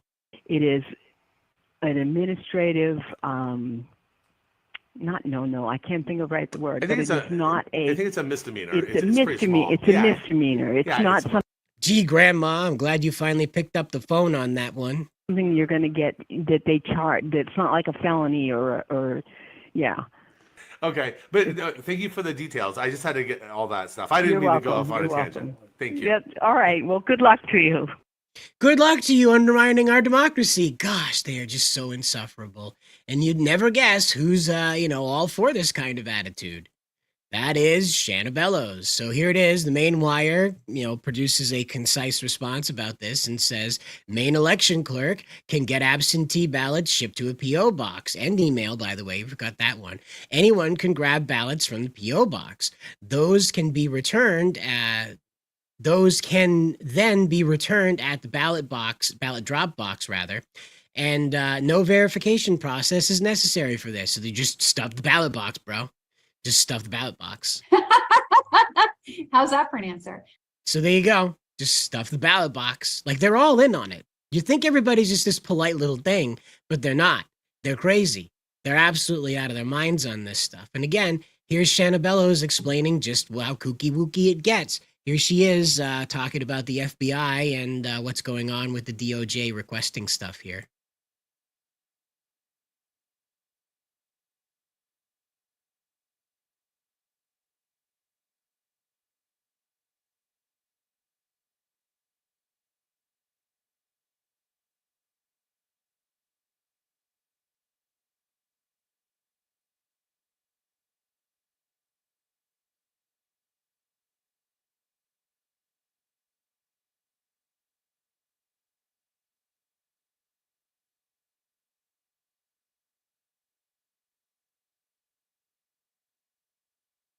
So there it is. Again, like, undermine the democracy, undermine how we do our voting around here. Absolutely. Because guess what? The kids are picking up on it now. But apparently there's a problem. And we had the Maine Wire live stream talk about this. This is Mr. Featherston. And I believe this gentleman on the bottom, his name is Tom. So hello, other Tom. What the F is a student leader? Can we just really quickly touch on this, the ICE school walkout and the new statement that came out with that? Because I got a million messages in the DMs about this, and parents are pretty fired up with the superintendent. It seems like this story struck a nerve, and the superintendent put out a statement today that was essentially like, "We're sorry we got caught," is essentially what the statement was. The parents in Camden Hills were fired up by this story. Well, yeah, and her statement is damning. She says, staff met with students Friday morning to make sure that they were aware of the expectation. So in other words, they planned with the student, like, get the kids back in this. F you, the staff met with students. It's crazy. It's crazy. Then she goes on here to say, students have exercised their right to peaceful demonstration on previous occasions, and our practice is to work with student leaders. What the F? So again, what they're doing is they're encouraging these students to go out and be political agitprops, even though these kids, again, like I mentioned earlier, they're fired up, they want to change the world, yada, yada, but that's being funneled into these anti-ICE, anti-Bath Iron Works, anti-Hegseth sort of stuff that creates this sentiment of just generational hatred again. But on top of that, it brainwashes the children into believing that this is the appropriate way to think about this stuff rather than turning to their parents about this. Now, again, this is what the same school system that brought this up before. Maine Wire again reminding us that this was mandatory assembly at Camden Hills High School back in 2024. And it's the gender unicorn. Wow, at a high school, no less. Wow, this isn't demeaning or anything on top of that, on top of being crazy as well. We got gender identities, and we got gender expression and sex assigned at birth. Physically attracted to anybody going, emotionally attracted to anybody going, because, you just need to be doing that as opposed to making sure that people have an interest in space. Why would you want people having an interest in space, right? Wouldn't it be cooler if they had an interest in cutting off their genitalia? Yeah, how about that? But again, from that man-made horror, off to another man-made horror. The Maine Wire brings us this information the other day saying, here's Maine's pot czar admitting that OCP is giving licenses to illegal Chinese marijuana grows. Illicit operations in the state of Maine are an existential threat to the regulated programs, and certainly the products coming out of those facilities present profound public health and public safety threats to Mainers who choose to consume them. there have been instances where individuals have applied to our program, our medical program, I should note. They have applied to our medical program. And in some cases, we have no grounds to bar them. We have no statutory authority to bar individuals from the program. Under very few. So again, what we have put in place is a no questions asked sort of system. And what this does is that you think this helps the people that are making sure that cancer patients and people that suffer with certain diseases have some type of relief, right? They don't want to be on pills or whatever, okay? Well, wrong. What ends up happening is that those industries, those people that are actually supplying that care, those products, they're muscled out by these freak shows that come in here offering products that are subpar for sub prices in order to run out all the competition. And then all you're left with is this stuff that's made with Drano.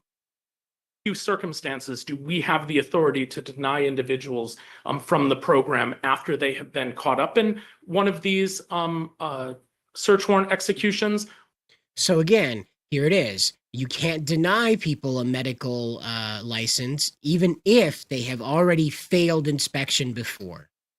Or because they operate out of an address at which an address that previously had a search warrant executed. They are not applying to our medical program to come out of the shadows and into the light.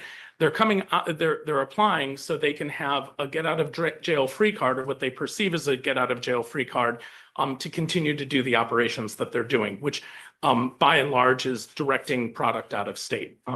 So again, we are creating a system where Maine is not just destroying Mainers now, where we have these illegal grows destroying Mainers, where they're also being exported, the products they're making being exported to destroy other people in other parts of our country. And our mechanisms are unable to stop it. Now, I don't know about you, but I think that would be something that the governor of Maine might want to be like, oh, hey, whoa, wait a minute here. We got to come out here and do something about this. You're telling me that we've got all these people that are like depesting their marijuana grows with burnt tire smoke, with all sorts of chemicals they light on fire. They're like lacing their marijuana supply with all these illicit drugs that have no business being in association with it. Then they're going around and applying and getting a medical license here in Maine and then exporting that stuff around the country to do more damage, and we can't stop them? I would think that Governor Mills, being, an attorney, hopefully someone who's interested in, justice, would want to leap all over this, especially when she's running for U.S. Senator. She would want to look like a hero, right? Wrong. Nothing out of the Blaine House about this whatsoever. This just what came out, and this is right here, right in our chambers, saying, nope, it is true. You heard it here. Yes, we are giving licenses to people that are doing damage to American citizens and making money off of it. And our government provides us no mechanism to stop that. No mention of it from Shanna Bellows either. Isn't that interesting? Then the Democrats want to come out and talk about that. Isn't that interesting? But this is why we need to elect a candidate.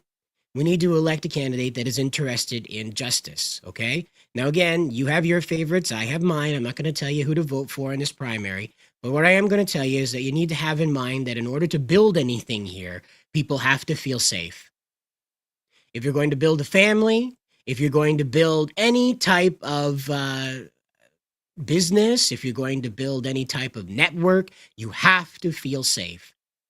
And if you have people creating illicit drugs here, well, guess what? They're up to other illicit activities. They don't just go around breaking drug laws, okay? That's not how criminals work. They break other laws too. This isn't Breaking Bad, where some science teacher has found his way into making drugs and he's just above board with everything else. No. Once you cross the line, especially as a foreign national here causing trouble, they are absolutely involved with much more deviant activities. But of course, we're not allowed to look into that or else we're racist.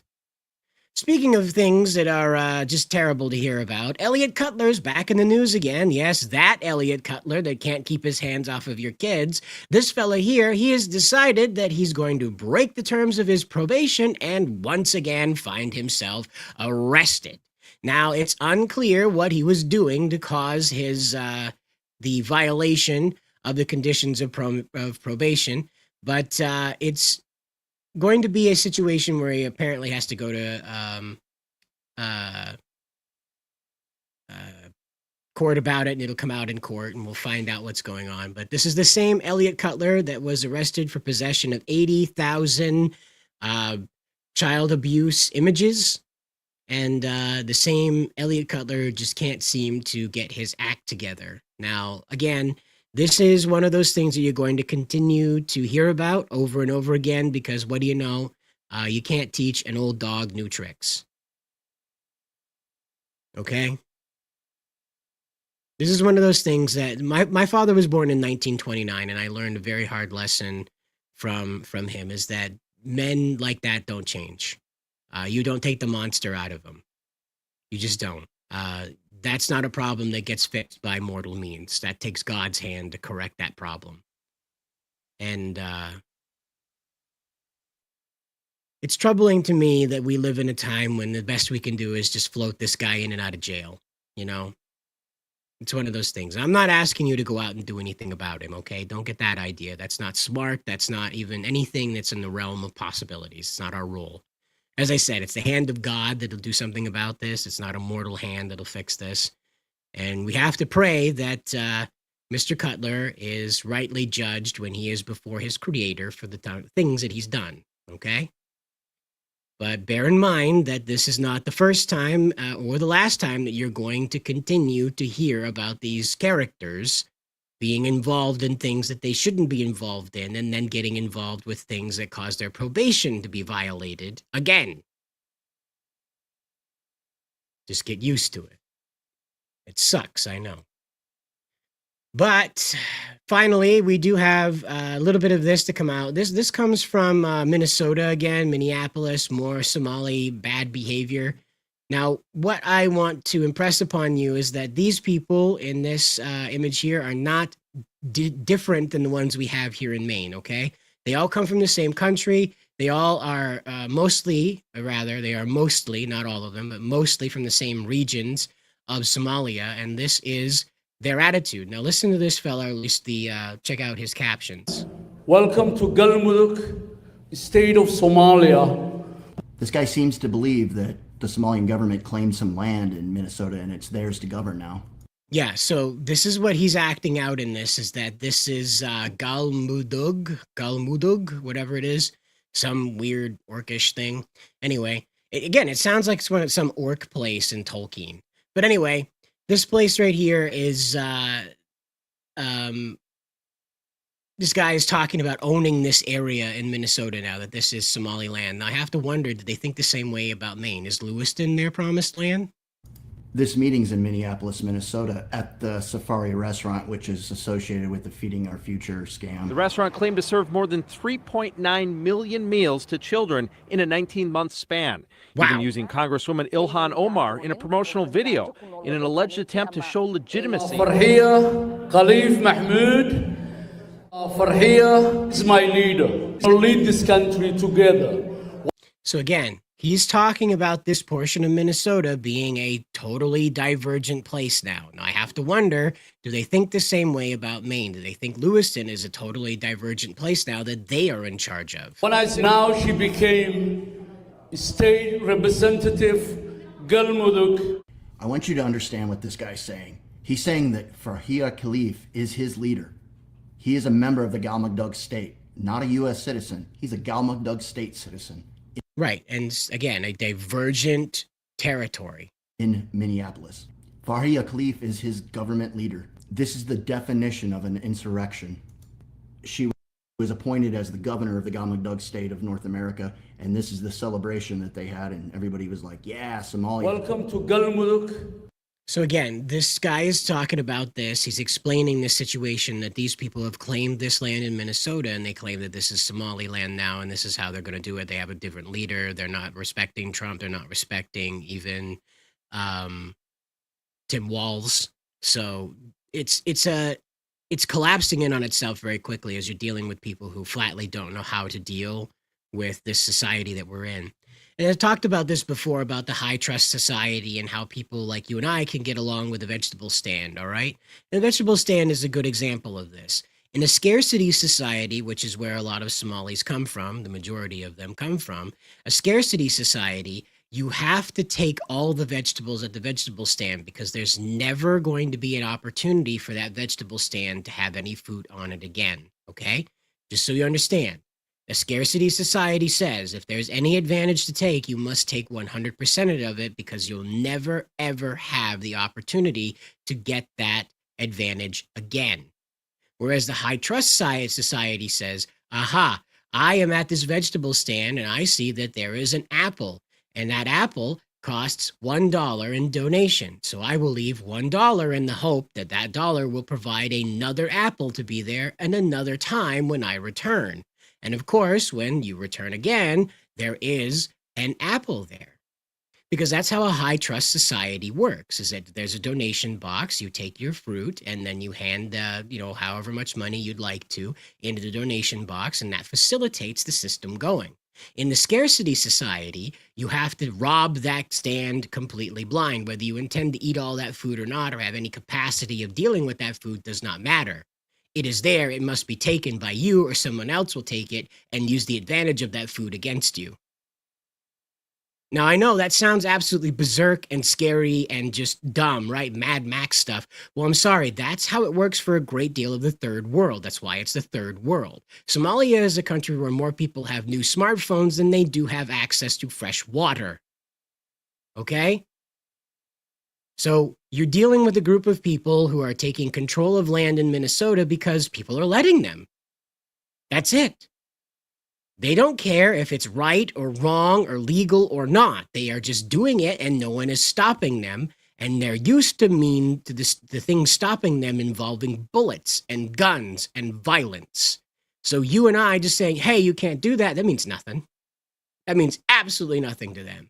And that's what a scarcity mindset is. And that's why it's difficult for us to share a culture with folks like that, because they don't come from the same line of thinking. It takes a couple of generations to get this mindset out of people. That's why you can't just pluck people out of the third world and expect them to get along in our society. It just flatly doesn't exist in the way that they're used to going about their business. The scarcity society demands that you maximize every advantage you can get, that you exploit every possible edge you can get in order to survive. Here in a high trust society, we don't need to worry about those things. Like I said with the vegetable stand, you take an apple, you leave $1, you come back again next time, there's another apple there. It's just how it goes. But the scarcity society says take everything from that stand because you will never get an opportunity like this again. And that's why they do this stuff. That's why they do the fraud, because nobody's stopping them. So they should have it, because obviously if they weren't allowed to have it, someone would show up and deal with them in a very direct, physical way if they weren't supposed to be doing that. Because again, that's what they're used to. In their countries, no is a physical verb, okay? No means violence. When you are challenged on your attitude, it leads to pain. Over here in the West, we'll drag you through court. They don't care. They'll just fly away. They'll go to Somalia again. They'll go back to Somalia. It doesn't matter. Because they're a non-extradition country, so it doesn't matter. If they can get out of the country before they're meant to be held accountable, no problem. You're done. Fine as kind. Peachy keen. But that's the reality of why these people are behaving this way. That's why we continue to find more and more fraud, is because of this scarcity mindset. There's an exploited, there's a space to be exploited, so it's going to be exploited. And you and I are just people that are going about our business, paying our taxes, donating to these different groups, hoping that the money you're donating, right, it goes to these Lewiston shooting victims. Nope, sorry, it went to Somalis. Why? Because the Somalis said, well, if we're not supposed to have it, they'll say no. They stuck their hand out and they got money. So guess what? They were supposed to have it. It's that simple. It's not a complicated mindset. They don't work themselves up to it. There's no getting in the mirror and be like, today you're going to fraud, buddy. You're going to do the fraud. Let's go. You're the fraudster. Let's go. Let's go. Let's go. No, there's none of that. They don't have to jazz themselves up with like listening to Eye of the Fraudster or anything like that. Just, like Survivor's song, Eye of the Tiger, Eye of the Fraudster. But anyway, there's none of that, right? There's none of that. It's just raw attitude of like, I have to have this or I will die. And so they just go out and get it. You and I, we can't get access to this because we don't act that way. Our conscience comes through from our high trust society and says, hold on a minute. I shouldn't be exploiting this stuff because someone else actually needs this assistance. This is why con artists were such a anomaly in our societies. We made movies about them and things like that because they were there, they were obvious. You'd see them on late night television, but they were an anomaly because of that scarcity mindset that comes with that sort of attitude. You can get that from having a very raw upbringing too. You know, you can have a very difficult parentage that results in you being a person that has a scarcity mindset from a Western background. But more often than not, first world nation people don't have a scarcity mindset. It's third world people that do, because again, this is a feature of the third world. They fight to survive. A lot of people in the US sit here and think, oh yes, well, we live in this wonderful high trust society, so everybody else on earth does too. They think Europe enjoys the same constitutional rights that we do here in the US because they vote. So of course their society is exactly like ours. Ours is just stupid. No. Well, Cuba's doing everything right. They vote and they have free healthcare. Our America is just stupid. No, that's not the case at all. The problem is that our society has grown so comfortable in our high trust that we believe that everyone else in the world is like that. When you go and you meet people from Mexico who are like legitimately from Mexico, not people who live in the US for a very long time, but when you go and you meet people who are legitimately born, raised, and only come to the US occasionally, when you meet those people, the United States is like an alien planet. The way we behave, the way we talk, the way that we go about our business is absolutely alien, even to our nearest neighbor. Our southern neighbor, anyway. Canada, again, is America's hat, so it behaves a lot like us, but the United States is pretty much an alien planet. Even when you have Europeans come over here, the English, the Germans, the French, they come here, it is like an alien world to them because we have everything, but we bitch like we don't. We have all this freedom, yet we work so hard to take it away from ourselves. We have all this opportunity, yet we try to make sure that nobody has any. It's one of those situations where you find yourself asking, how do these people from outside of my country know my country better than I do? It's because it's an alien world. Again, if you ever have the opportunity, talk to someone from Japan who was born, bred, lived in Japan their entire lives, never been to the United States, but for some inexplicable reason speak English well enough to converse with you. But talk to them. And they will explain to you just how alien the United States is, even from a nation that appears as futuristic as Japan. They are freaked out by how forward we are, how enlightened our mindset is about everything, how freewheeling we are. Okay, that's very alarming for them to embrace an American lifestyle.